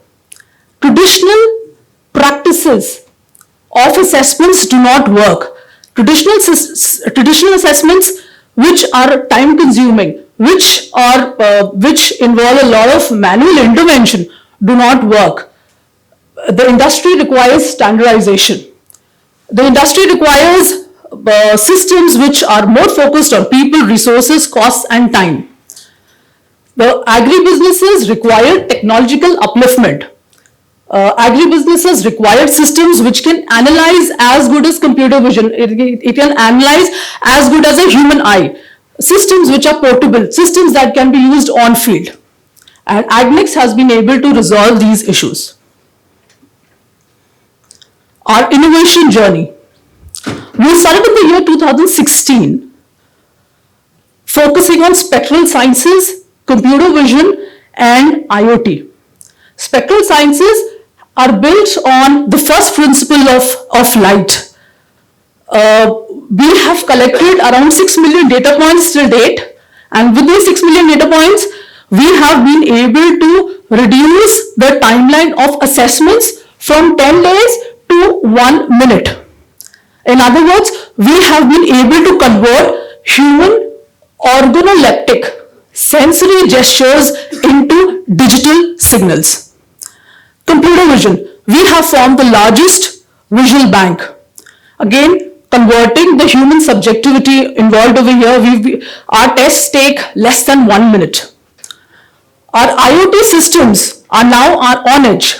We have reduced the cost of this from 100 megabytes to 50 kilobytes. And this is huge because a lot of cost is reduced over here because everything is on edge. We have a workforce of around 1,800 people all over the country, and these people are well trained. They implement our solutions, they are collecting data, they're collecting information. This is how we've built the largest spectral and the largest computer vision bank. Okay, I need to hurry up.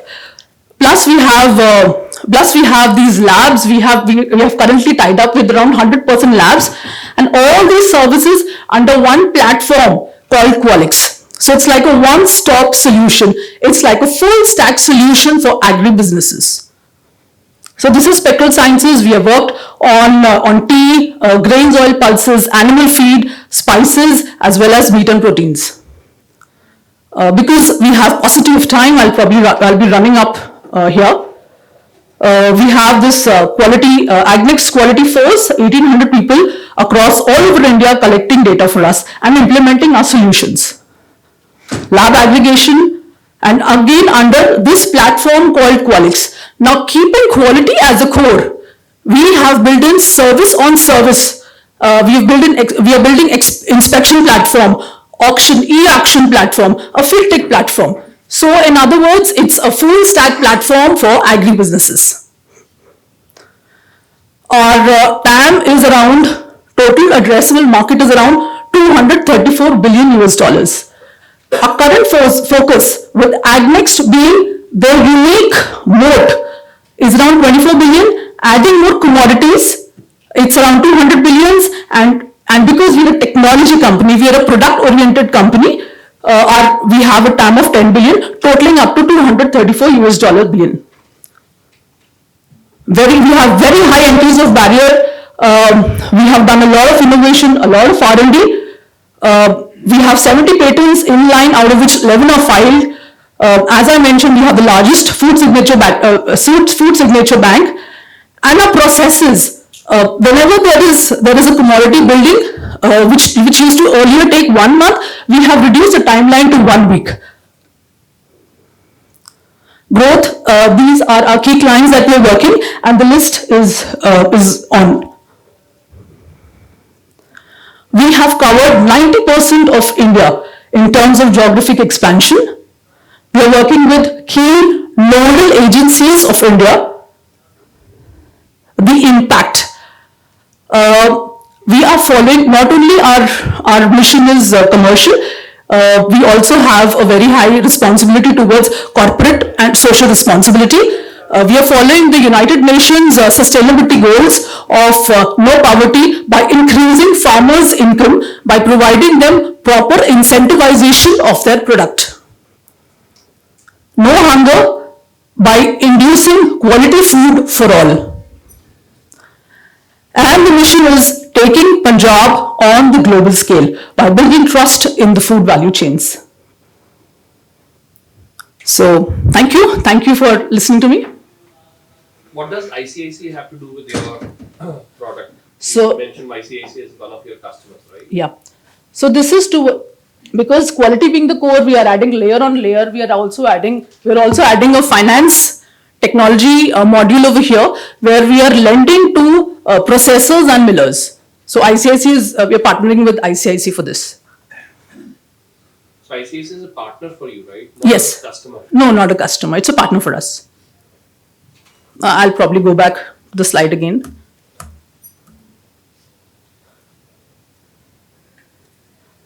ICICI is at the left-hand side. Yes. So what is your revenue model actually? If you can sum it up in a single line. Sure. What exactly is the product delivered? Sure. So we're basically following a Robin Hood strategy for farmers. We are not directly helping them, but indirectly helping them.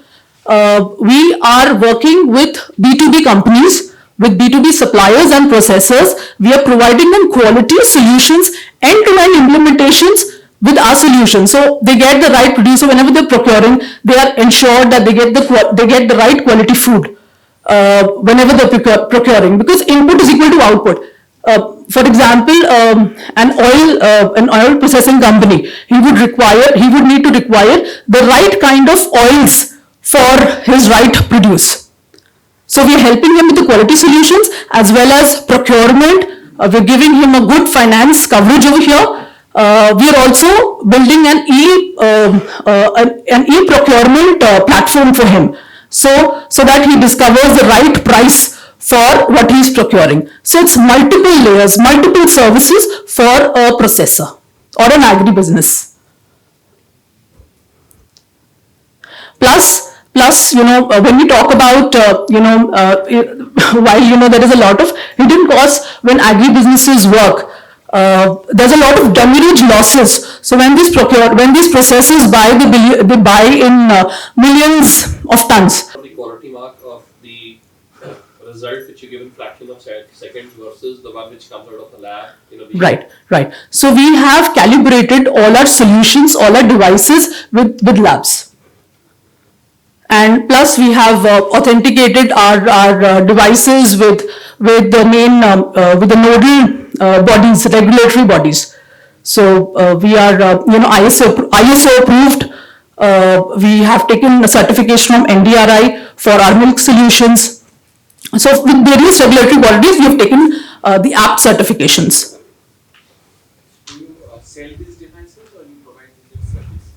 We have both the solutions. We are offering in CAPEX as well as OPEX, whatever the client requires. So if the client doesn't want to invest, as a lump sum, we are providing a rental model where we are giving the devices, and it's on a monthly basis. There's a certain amount of rental that is paid to the company. Thank you so much. Next we have Reliance Technologies. I'm Rohit Garg, presenting you an idea stage for Bot Penguin, which is a spin-off of our existing product that we have already in market. So we are in conversational AI or chatbots, and we have spin-off of that, which is for unified customer support. So the problem statement that we are addressing is that customer support, to make it more accessible for the customers and to make it more easy for them, as well as for the companies to make it more convenient for them to serve all the customers from a single place. So these are the current challenges that are faced by the businesses and the customers. So customers, it is very hard to find companies customer care number and then call them, and we have to wait for them in a long time. And then there is a redundant questions that are always asked. Who are you? You have to prove your identity and answer some questions around the problem that you are facing. And then there are multiple touch points. Probably the person whom I am reaching out may not be able to solve my problem. Then they will put me in touch with somebody else. And then I have to take multiple follow-ups to get my problem resolved. So these are the customer side problems that everybody faces. And on the company side, they have to make sure that they are easy to discover. Their customer care is easy to discover. They have to publish their email IDs, chats, phone numbers at various places. And secondly, it is again, they have to collect the same information again. To solve the problem, they have to first understand the problem. And sometimes the data is not that structured. Even they are using all the ticketing system and all of that. And then they have to route the problem to the right person who can address that problem. And it's always very costly to provide this kind of service. And they have to serve customers on various channels.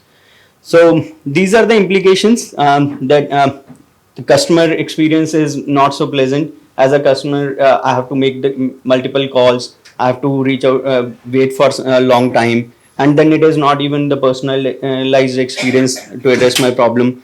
And the cost is also very high, and waiting times is there.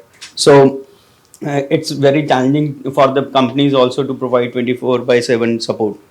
So this is the solution that we are presenting. So customers just have to scan a QR code and it will open WhatsApp. Customer will share the information, and then they will be connected to the brand. For the companies, they don't need to use a new system altogether to be in touch with their customers. So they can use their existing ticketing systems and reply from there only. So this is what the customer interface will look like. Customers will choose the brand that they want to talk to, and the appliance or the issue they are facing, and they will give a brief about their problem.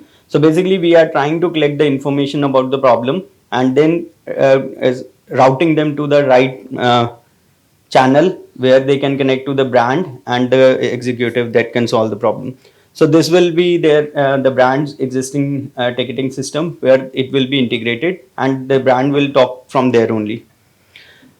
So these are the problems that we are solving. Again, the personalized customer support, automated customer queries, collecting primary information, its presence for 24/7. WhatsApp is easily accessible to all of us, and we can anyway and every time we can use that. Single channel for connection. I don't have to email them. I don't have to call them. I don't have to maybe reach out to their chat support on website or something. It's on my phone from my single application. I will be able to connect with all the brand. And in case through the automated route my query is not resolved, they can put the agent to reply to the queries. Yeah, sure. Thank you.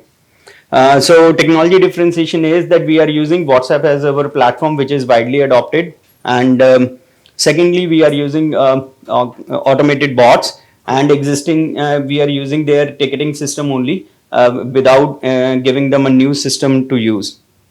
So revenue model is we are charging monthly subscription fees from the companies. So these are our target customers that we are planning to go with. So majorly around customer appliances, consumer appliances, computer and accessories. Yeah. So this is the market size that we have identified. Market is almost 4.5 or so billion dollars, and there are plenty of companies who are using customer support teams. So this is the team. I'm Rohit, and I have Ajay with me. Salil is helping us on the technology side. So these are the existing ticketing systems that we can integrate with. So that's all. Thank you. I'm open for questions. When it comes to integration, how do you integrate? Like, is it an API or something? Yes, it's an API. Ticketing system can also opt our API, and we can also integrate their APIs in our system. So your target customer is going to be the companies. Yeah, companies only. You're going to give them the solution. Yes, let's say, let me give you an example. LG Electronics, if as a company, they have a ticketing system, so we will integrate with our solution. And as a consumer, if you are facing any issue with any TV or washing machine, fridge, you will go to WhatsApp number, you will write down the problem, or you will go through that automated flow, and then the information will go to their ticketing system. But then, so I understand it is helping me as a consumer. Yes. So how is it helping the company? Yes, companies, because it's easy for them to serve the customers. As a company, I have to deploy maybe 20 resources to take the call, email, and then on my chat also, on website also, there are plenty of consumers coming, and they are coming on different channels altogether. I have to deploy multiple people, multiple places. I don't need that. It's coming in one system, You at talk one about place. chatbots, right? Yes. Chatbots are already there on majority of the banks, Right. websites, or even if you go to Toyota or Right. anybody, right? Right. They're already there. So Yes. how is your system different? You're also talking about chatbot. They already have a chatbot. I will answer in this way. So it's like Toyota is having website, and Samsung is having a website, and everybody has a website. But that does not mean that they cannot have another website. So it is a technology. Chatbots are technology. Everybody has to adopt it, and it's a different use case that I am putting across here. So it is. What's that use case? So the use case is that you can stay in touch with the consumers and answer their queries and resolve the issues from the single interface. And they are using WhatsApp. They don't need to call you, because as a customer, I have to call a bank and then wait in the queue to answer all that. So Banks have this thing, right? the You bot. know your, the bot. You can Yeah. know your balance. Yeah, that's what I'm saying. That even banks have, let's say LG, all these companies, even the smaller market is pretty large. So maybe LG has, let's say that there is some geezer guy who is selling 50 crores geezers only in a year. They don't have, they cannot afford. I mean, the smaller Yeah. players can also be The smaller players can also participate Do in you this. have any subscription costs? Yeah, subscription cost. Yeah, subscription. Yeah, subscription cost, we have not identified it yet, but it will be somewhere around 5,000 to 10,000 Indian rupees per month. And any customers do you have? Yeah, so as I told you that this is a spin-off idea from the existing project, but yes, in the existing one, we have around 1,200 customers which are using our platform worldwide. What is your current platform? It's for websites and WhatsApp. So in this one, we don't have, to answer it simply, we don't have in this one. So you're still figuring out the. Yeah, we are still figuring. It's an idea stage. Thank you. Yeah. Yeah, please. Yes. How I will be using your app? Yes. How does your app to know that I need to connect with the LG customer? Right. So you will open up a WhatsApp number, our WhatsApp number, and then you will choose the LG, and then you will choose the problem. Having all the product listed over there. Yes, all the major brands who will become our customers, they will be listed there. It will be a single number that you will have on your WhatsApp, and you will be able to talk to all the brands. For example, any of the customers, they are not using your integrated system. Yes. Right? Yes. Then in that case, what do you do? They are not our customers. In case they are our customers, No, the ticketing system. oh, they are not using any ticketing system. In that case, they can use our ticketing system. We have a very basic ticketing system. They can use that. So for smaller brands, they will be able to use the ticketing system that we have in. Any other questions? Thank you so much for this platform. And here I start. We are at Ambient Technologies Private Limited. I am Pushpinder, the founder, and I have my co-founder Sanjam. Why both of us are here? Because I represent most of the technology part of our platform, the solution, and she comes as somebody who understands sports a lot, and that's what the category is. That we are actually the sports tech company. So the story is that Saurabh Ghosh, a 10 plus years entrepreneur into the sports field, was always in big events and wanting to see that is there a possibility that an Indian startup can start to work on providing the sports technology, which can work grassroots also and plus for big events also. And that's how we call it ourselves, that we are here to bring. And then we found Sanjam. She is the former national tennis player who helps us on the things. Coming to the product, the solution is that we will be using the artificial intelligence and the data analytics based testing, and we will be identifying the best sports as per a child's talent. And there is going to be a scientific skill curriculum available to boost the performance without the use of high-end equipment. And guys, this is the fact. In Europe, in America, everywhere, people are coming up with sports facilities which are of big sensors, big cameras, but we have a vision to work out a way without such big things, and something which can be available on your laptop or something which can be available on your even mobile devices. Currently, if we see that we have been able to test it, and like the first phase of any product development is the empathize phase, right?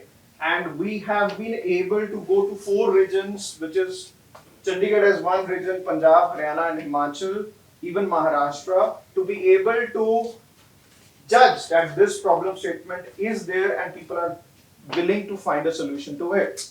And so far we have been able to have the technology help us to detect 5 core sports skills, which is a person's stamina, posture, reflexes and decision making, hand-eye coordination and the technique. There is a star here in this technique if you are observing it very carefully. The star represents that right now our area of work is basketball as one of the sports which we are working upon. Well, pictures speak more than words, right? So here it is. If you see, there is a basketball dribble happening. The counter is there, the timer is there, there is a ball, which is the basketball, which is the real ball. The person is real, but the dot over there is not real. And it keeps moving, and there is a green dot, there is a red dot. You touch the green dot in a particular dribble sense, you get a point. If you touch the red, you don't point. And I think sports people will understand that how important it is to gauge the mind-body combination with this. Then we have sprint and back pedal. I think the video is not working, but what is happening is that the person is being guided on the screen and is like moving here. The cones are virtual. The directions is either audio and visual. The data is being collected. You are being pumped up to, boost your performance. And all what it needs right now is the laptop. We might come up with a mobile application, but as I told you, we are surveying a lot to understand whether a mobile application will actually work for the sports people or not, or would they want a tablet at least, or maybe laptop will suffice for them. Then we have posture correction also. Planks and push-ups, you people have done it, right? It is not important to do push-ups and planks as many times as possible. It is important to do it correctly because it's not a sneaky fitness application. It's a sports application where you are a very serious player and you want a particular output from it. Talking about the competition map here, in the sports education space, we feel that we are the only one because we will be digitizing the sports curriculum for schools, for sports academia, to be using it for the best champions to be produced and India becoming something which is global. And then the advantages over competitors we have, yeah, there is a sports performance analysis competition also, but guys, I'm sitting in Chandigarh. Where is it in Chandigarh, right? Chandigarh is in Punjab. Punjab is in India. But if you see the competitors in the sports performance analysis, there are 3 companies which I have listed for you.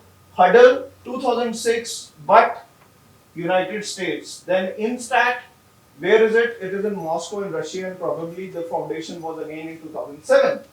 Yes, we have a sibling with us, which is a Stupa Sport Analytics company, which is right in New Delhi, and it says Pitampura. That was all about the competition, the business performance. We have already gone to schools in Mumbai, around 1500. The work done so far is that we have developed the desktop application. Yes, in year 2022, I'm talking about a desktop application.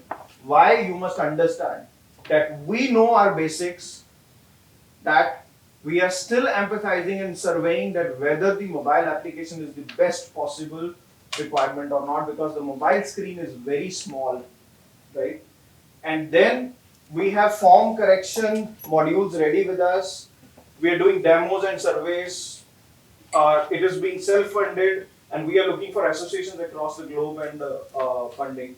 And as good friends were telling us, technology has to be with masses and something economical also, right? We have done our first sports talent workshop in Dharavi, Mumbai, the biggest slum, and it's a great learning. It's a great experience to have. The way forward to be the sports analytics provider to boost sports skill performance of lakhs of kids, to digitize the sports curriculum and track the performance automatically, be the catalyst for sports training companies to be their progress, tracking and skill development solution.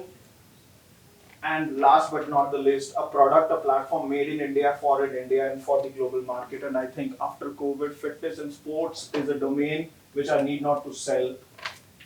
It is already being sold. It is already being sold. With that, I think she can talk about her experience, and maybe we are open to question and answers. Yeah, so our key product is Know Your Sport. What it does is it helps a child maybe to begin with the sports journey. I wanted to be a lawn tennis player, but that wasn't from, like, I wasn't wanting to be a lawn tennis player while I was born, but someone just took me to a court, and that's how my journey started. So one of our aims is to help start this journey for a lot of kids. So that's where our product comes into the mass picture, and that is one segment. So knowing your sport. So what our software does is that through different tests, reaction tests, different drills, we'll be able to identify through the data produced that what sport is best suited for this child, and hence the child can begin their sports journey. Then the next model would be how to create the environment where no matter how high they want to go and perform, the right kind of nutrition, the right kind of focus, the right kind of interviews from the pro players, all of that will be provided on the platform. So that the complete environment is created, right from the child beginning the sports journey to how much ever level they would want to achieve. How are you going to charge it? For the initial level program, what we have faced is 1 year we have a vision to reach 30 plus schools with say 300 students each, and then less than 100 rupees per month as a recurring revenue, where the sports digital curriculum is going to be part of the academia and working with them. That is one. A lot of data being generated from there is going to help the other vertical, which is actually the game performance or the particular player performance while being in the game, right? But that is yet to come, where the most complex part of the technology is to be developed, and that's where probably such initiatives where the funding could be possible, and we want to leverage that. But this is like a self-sustaining. We have tried it, and schools are ready to give it a shot. And 100 rupees per less than a user per month is nothing. That's what the feedback says. So you analyze the video of the child playing and we would want to analyze it. So far it is not. So far it is just in how much time you are touching, is it correct or not, this also is like a child touching the right cone with left, or if the drill is wanting you to go down and touch it with your hand, that's how the detection is, right? You cannot spoof it, or you cannot make it false. That's how this technology intervention is. Plus maybe the self model might also turn up, and I'm using the word might because there is some technology challenges which we have to deal with, right?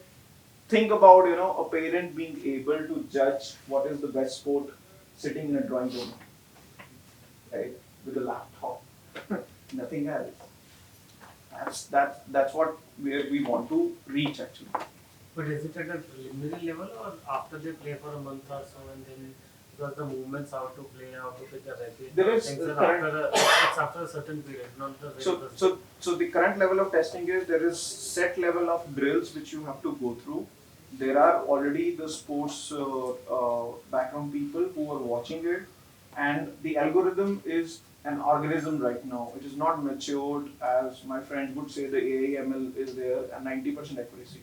Right now we just have 25% accuracy because we have just been able to reach to 1500, 2000 odd people. More and more usage, and then because the co-founder is actually a former himself table tennis player, and he's in this field. So they are developing an algorithm. So right now the stats of the algorithm is 25% accuracy. But then more usage, we are going to develop it and go to a level where it is self-service model, wherein you don't even need a sports person to be sitting there and probably correcting or analyzing, whether we are going wrong or right. Thank you. And it's about Thank you so much. and it's about fitter India, and that's how we get our energies from. Thank you so much for the platform, and thank you, sir. Your words at the start only was so energizing and so motivating that it made all sense. Actually, I have a sports app also. We have truck Suvidha. That we can say for per trip basis we can reduce the cost up to 5 to 15% per trip. अगर logistics में अगर किसी को अपनी cost reduce करनी है तो वो हम कर सकते हैं, and we have proven model that as well. तो सेमी गवर्नमेंट कंपनीज और गवर्नमेंट कंपनीज के संग हम काम करते हैं उसमें. And logistics is the only way जिसकी वजह से आप अपना कॉस्ट में या प्रॉफिट मार्जिन आप बढ़ा सकते हो, अपनी कॉस्ट इंक्रीज टिपिकली रिड्यूस कर सकते हो. सॉफ्टवेयर एज अ सर्विस हम ट्रांसपोर्टर्स को देते हैं. Payment as a infrastructure that is FASTag that we are doing for toll collection.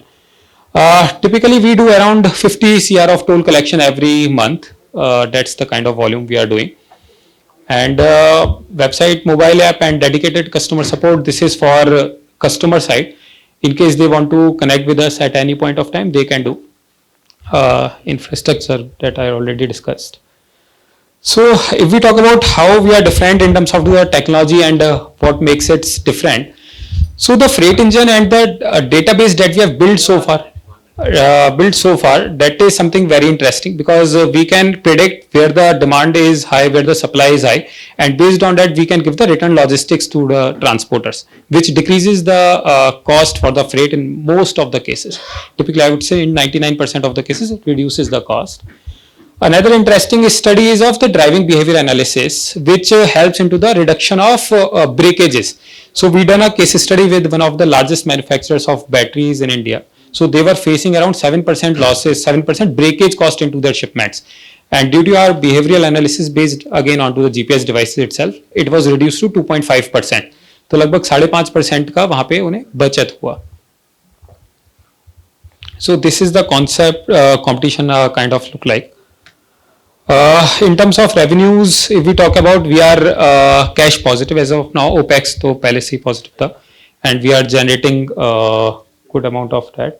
Almost double से ज़्यादा increase कर रहे हैं, grow कर रहे हैं every year. अगर आगे की बात करते हैं तो जो भी ट्रक से रिलेटेड है, if we do a 360 degree analysis, everyone will think of trucks. That is the kind of thing we are bringing. Working capital loan and fintech is something that is the next steps to build up into the application. Open to question and answers.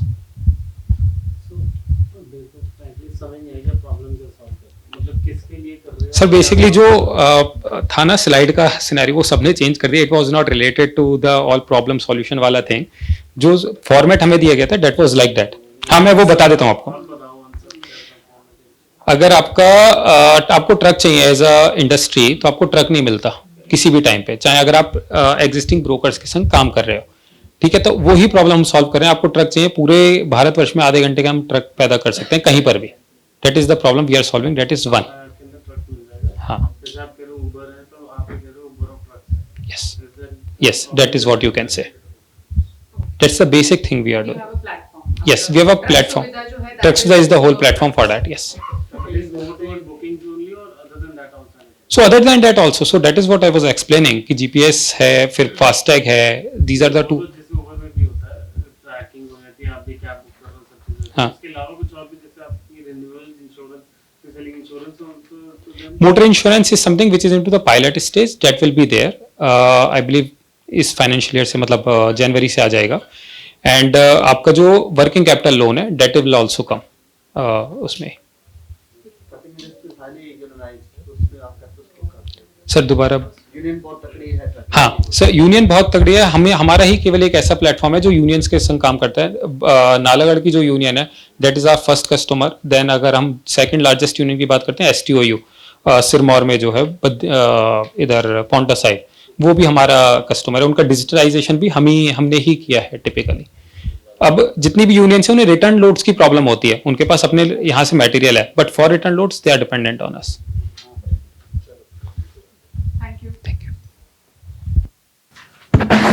So hi, good afternoon to all.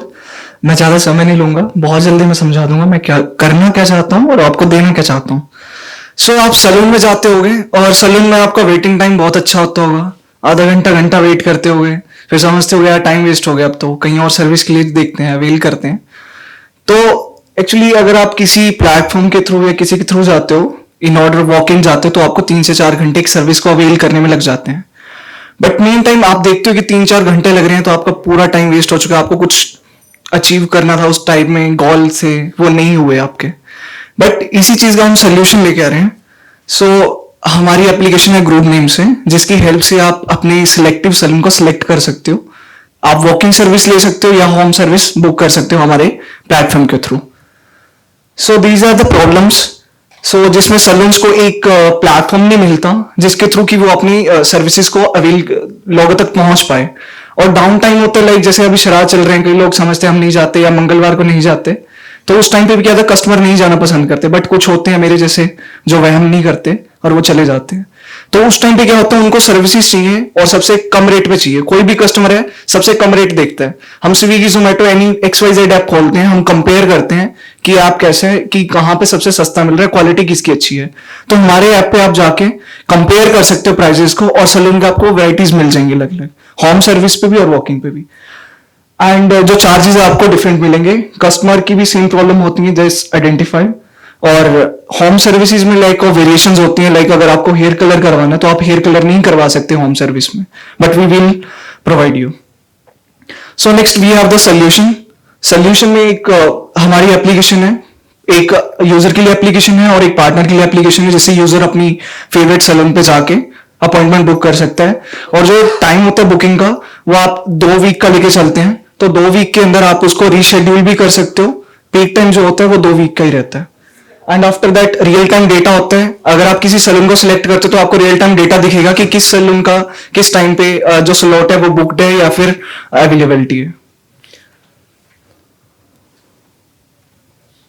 So these about the salon.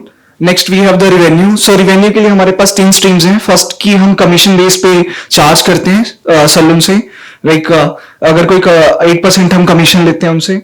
Next we have the product and service promotions. कई salons होते हैं जिनके कोई products होते हैं और वो उनको सेल करना चाहते हैं, वो हमारे प्लेटफॉर्म पर सेल करते हैं और एडवर्टाइज भी करते हैं. And the last is on demand application. Like in the survey जब हमने देखा कि कई सलून्स ऐसे थे, बहुत बड़े बड़े ब्रांड्स हैं जिनके पास एप्लीकेशन नहीं थी, तो वो बोलते कि हमें एक डेडिकेटेड एप्लीकेशन चाहिए, application to manage their salon, कि उनके पास एम्प्लॉयज कितने हैं और वो उनके पास सर्विसेज कितनी है, कितना रेवेन्यू वो जनरेट कर रहे हैं, क्योंकि एक बंदे के पास बहुत सारी फ्रेंचाइजी होती हैं. That's why. So next, market survey. Market survey is about 45% of the saloons are able to provide home services, and 75 for the walk-in services, and rest of the 25 are not interested because उनके पास कोई अपना platform है या वो देना ही नहीं चाहते. So next, the market size, जो चंडीगढ़ ट्राई सिटी का market size है, that is 170 CR, and all that's gradually increasing. And next the competition. जो कंपटीशन है उसमें मैं बात करूंगा कि जैसे अर्बन कंपनी है, अर्बन कंपनी का 52% जो है वो रेवेन्यू जो जनरेशन है वो ब्यूटी एंड ग्रूमिंग सर्विसेज ही है, but they are providing the freelancer. They are like, आपने ये हमने रिव्यू जब सर्वे किया था तब उसमें पाया कि काफी कस्टमर ऐसे बोलते हैं कि लाइक हमें कस्टमर जो पार्टनर आ तो रहा है बट हमें नहीं पता कि वो उसका एक्सपीरियंस क्या है. एक्सपीरियंस लिखा है बट उसको नहीं आता. अगर आपको सर्विस गलत मिल जाती है, वो ढंग से नहीं करता, तो आप उस केस में क्या करोगे? कस्टमर सपोर्ट पे करोगे, बट आपकी जो या आप सर्विस अवेल कर रहे थे वो आप सेटिस्फाइड नहीं होते उस केस में. बट हम उनको एक डेडिकेटेड प्लेटफॉर्म प्रोवाइड कर रहे हैं जिसमें कि सलून्स आपके फेवरेट होंगे और आपका ही डेडिकेटेड एक आर्टिस्ट होगा जिसकी हेल्प से आप सिलेक्ट कर सकते हो अपॉइंटमेंट के टाइम पे कि आपको कौन सा आर्टिस्ट अवेल करना है. So this is our revenue, and in future we will see the Groove as a search engine for the beauty and wellness services. And next जो आने वाली सर्विसेज है, लाइक आज के टाइम पे जैसे इंस्टेंट सर्विसेज चल रही हैं, सो ग्रूमिंग सर्विसेज भी इंस्टेंट होने वाली है. लाइक शादीज में क्या होता है कि हमें इंस्टेंट सर्विसेज चाहिए होती हैं, तो so you can avail this services with our platform. And last जो है सिस्टम जो होगा हमारा, हम अनदर सिटीज में एक्सपेंड करेंगे और अनदर डोमेन्स में ब्यूटी एंड वेलनेस की, like product services and sampling providing. So thank you.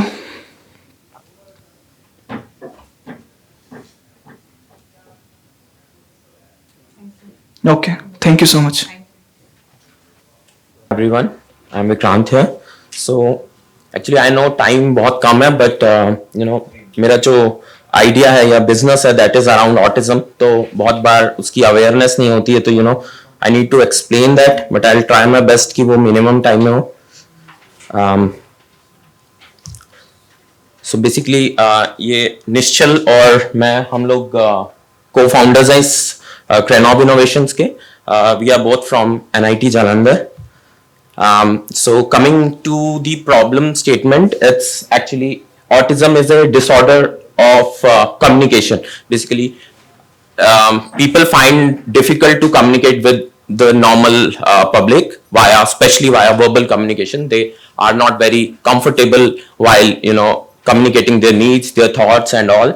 So, and this problem is very much more prominent for kids because they cannot use other aids like sign language or writing or other things, and because of lack of communication, it becomes very difficult for them to convey their thoughts, and that leads to frustration, lack of learning, and it also creates further problems when they grow up.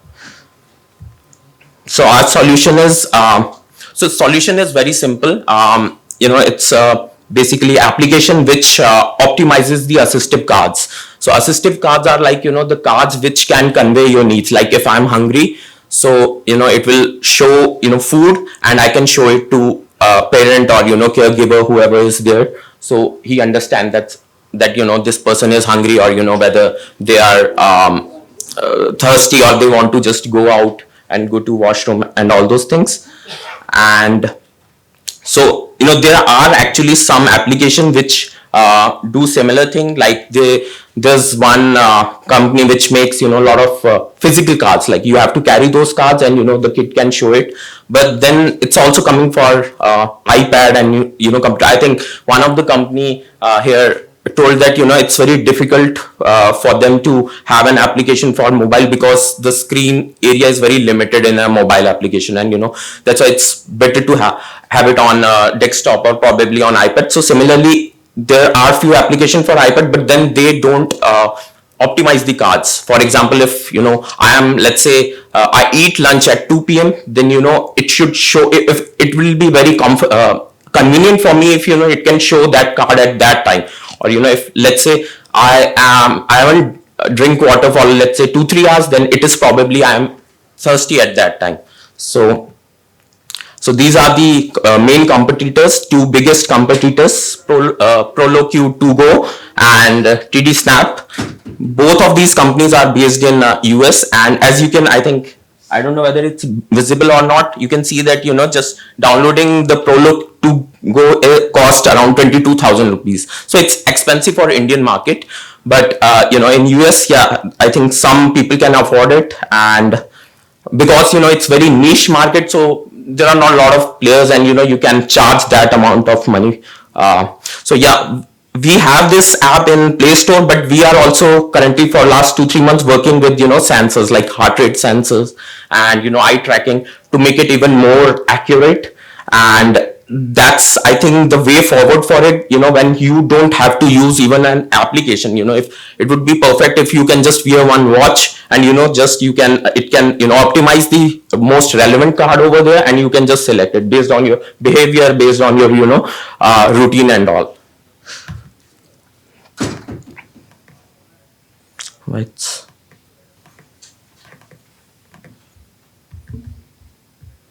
Yeah, that's it. Any question? What is the stage of your product development? So we have live app on Play Store. It is being tested with some users throughout the globe. We have users from Spain. We have users from US.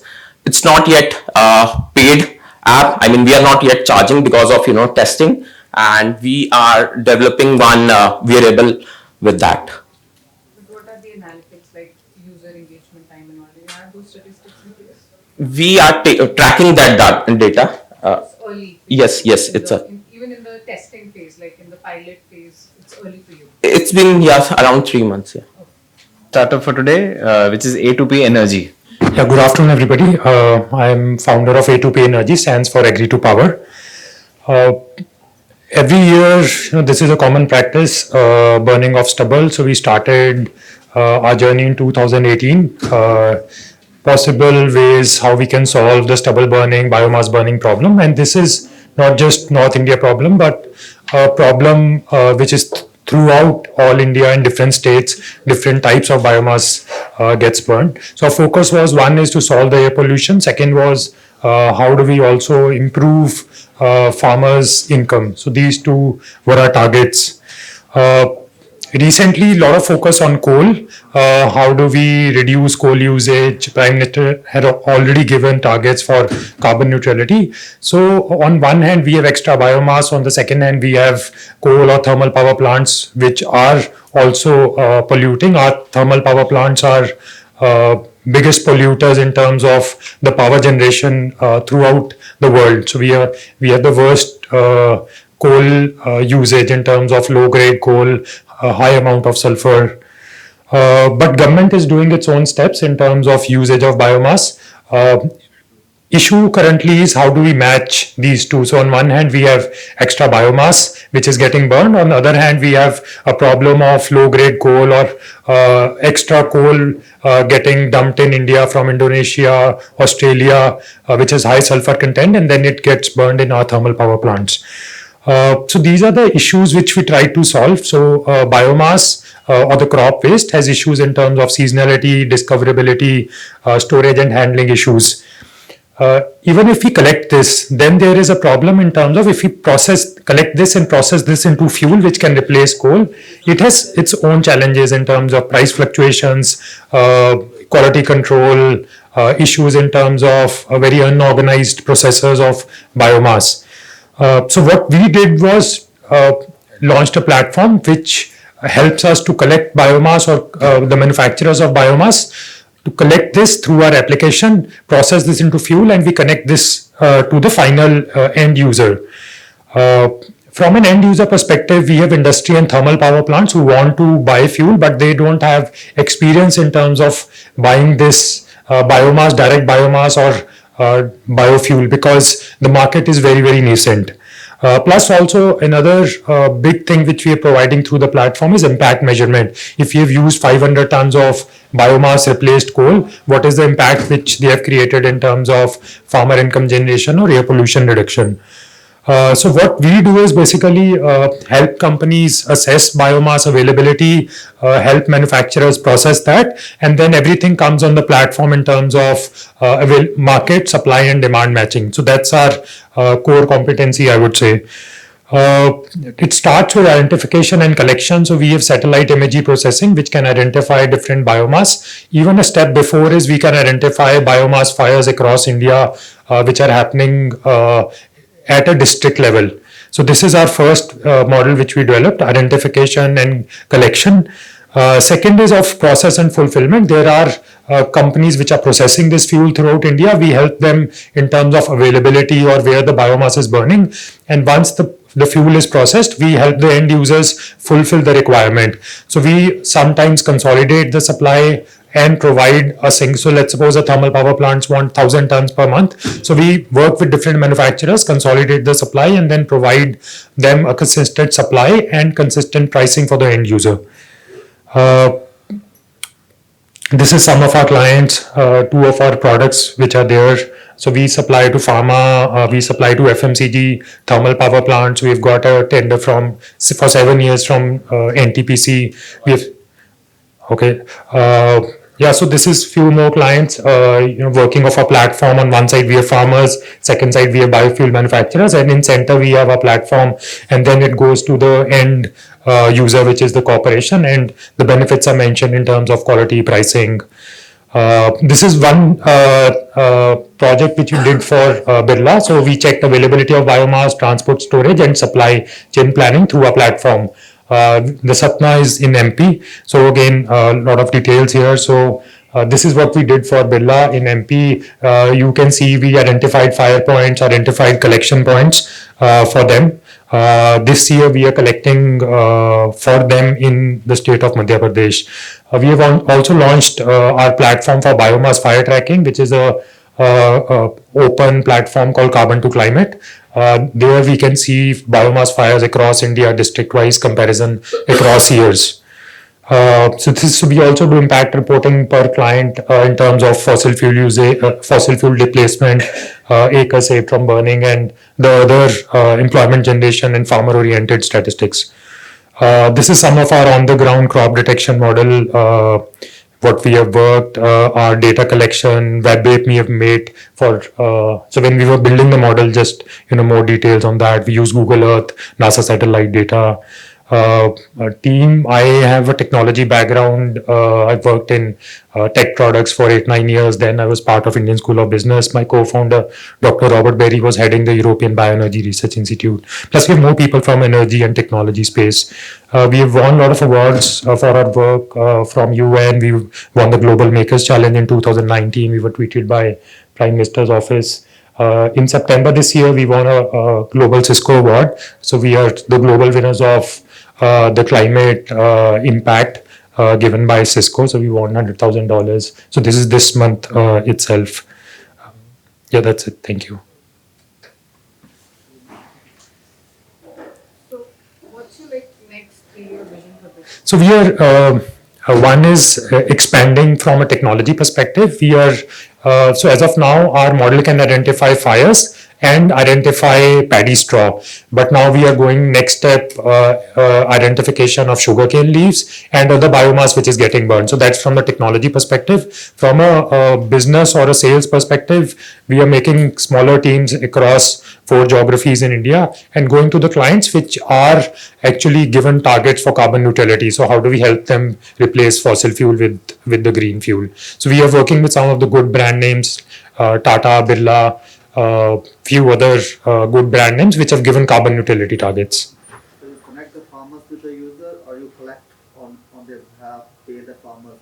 So we collect the farmers and so in between are the manufacturers. Sometimes clients like Birla wants directly the straw from the farmers. So we there connect the buyer, which is the Birla Corporation, with the seller, which is the farmer. So we have a farmer interface also in the platform where they can see what is the demand in a particular location. So we have a 2.5 percentage fees, which is charged which is to the end buyer. Yeah. So how much is the revenue? So last year we did 2 crores on the platform. This year we are targeting 5 crores. Are you profitable? Yes, we are profitable from first year. Thank you.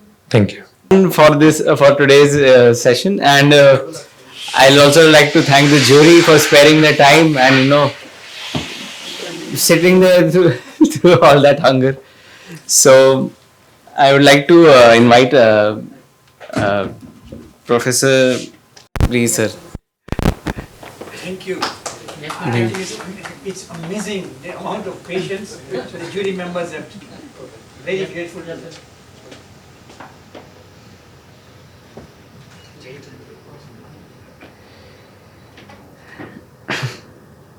Thank you. Doctor.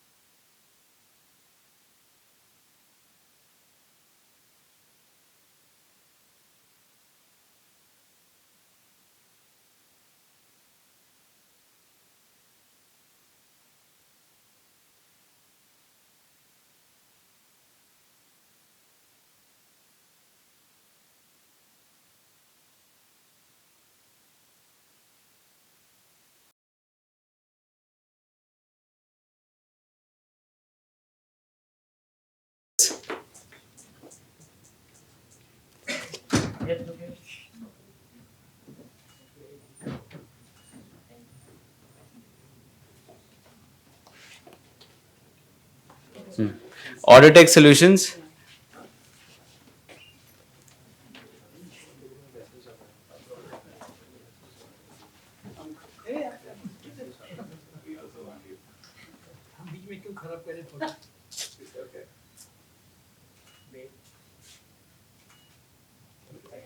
Yeah, Black Eye Technologies.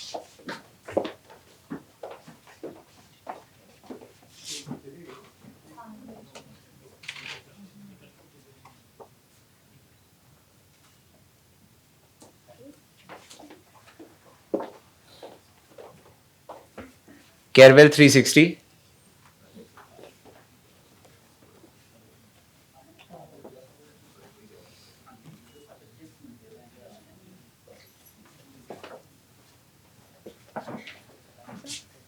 Credmate Fintech Private Limited. Group Beauty and Grooming Services.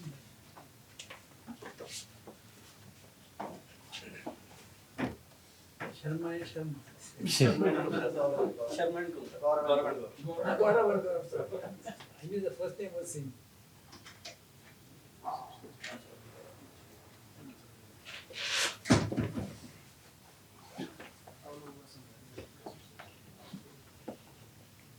Intellivings.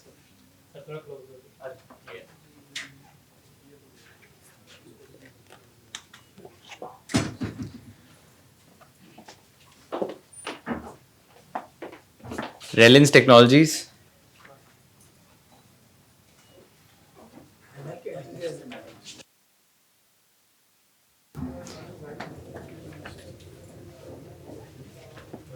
Shri Shiksha.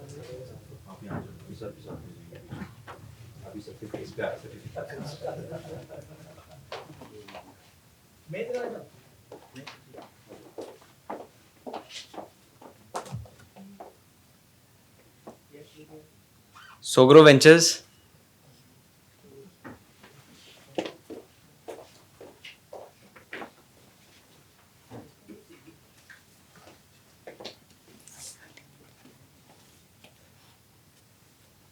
Tab School.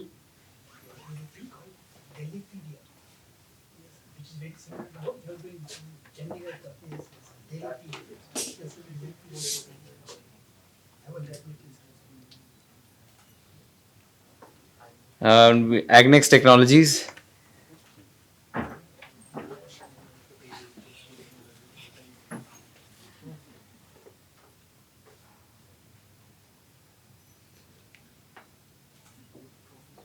Truck Suvidha.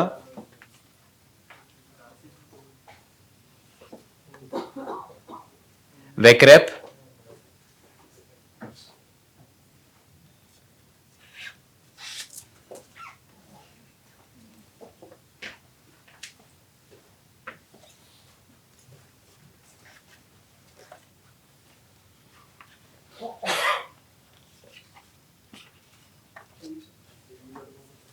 And a web accessibility tool.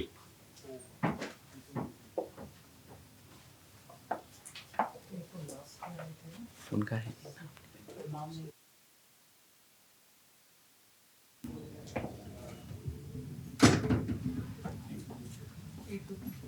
A2P Energy.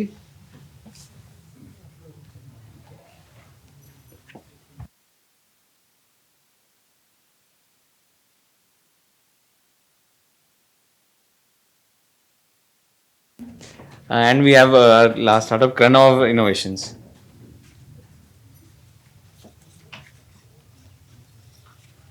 Thanks to startup also. Absolutely.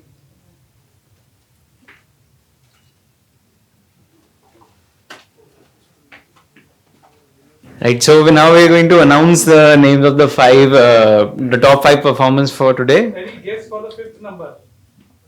You mean first for us? Already sure? Sure. Any guess for the fifth number? So number 5 is A2P Energy Private Limited.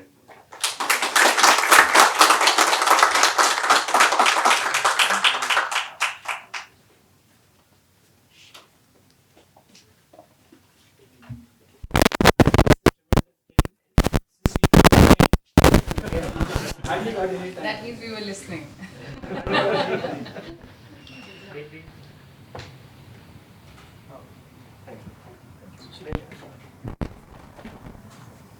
So at the next one we have is Auditech Solutions LP.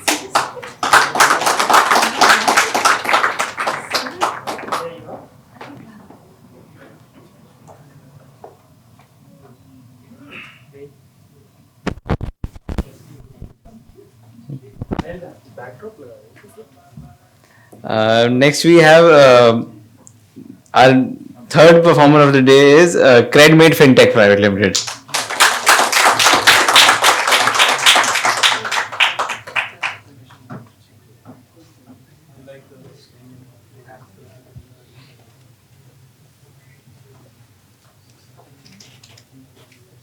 Hindi पखवाड़ा में हिंदी में बोले बहुत बढ़िया More of confidence. Yeah, good. And the way they explain. In the power of two. Okay.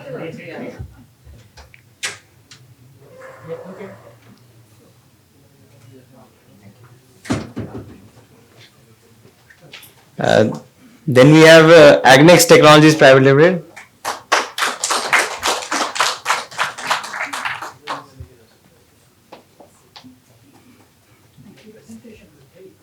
Thank you. Thank you. So full of confidence. Thank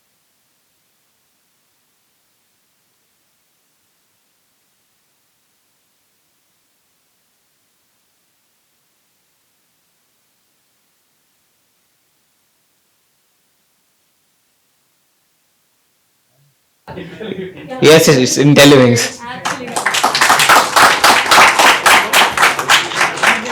presentation was very enthusiastic.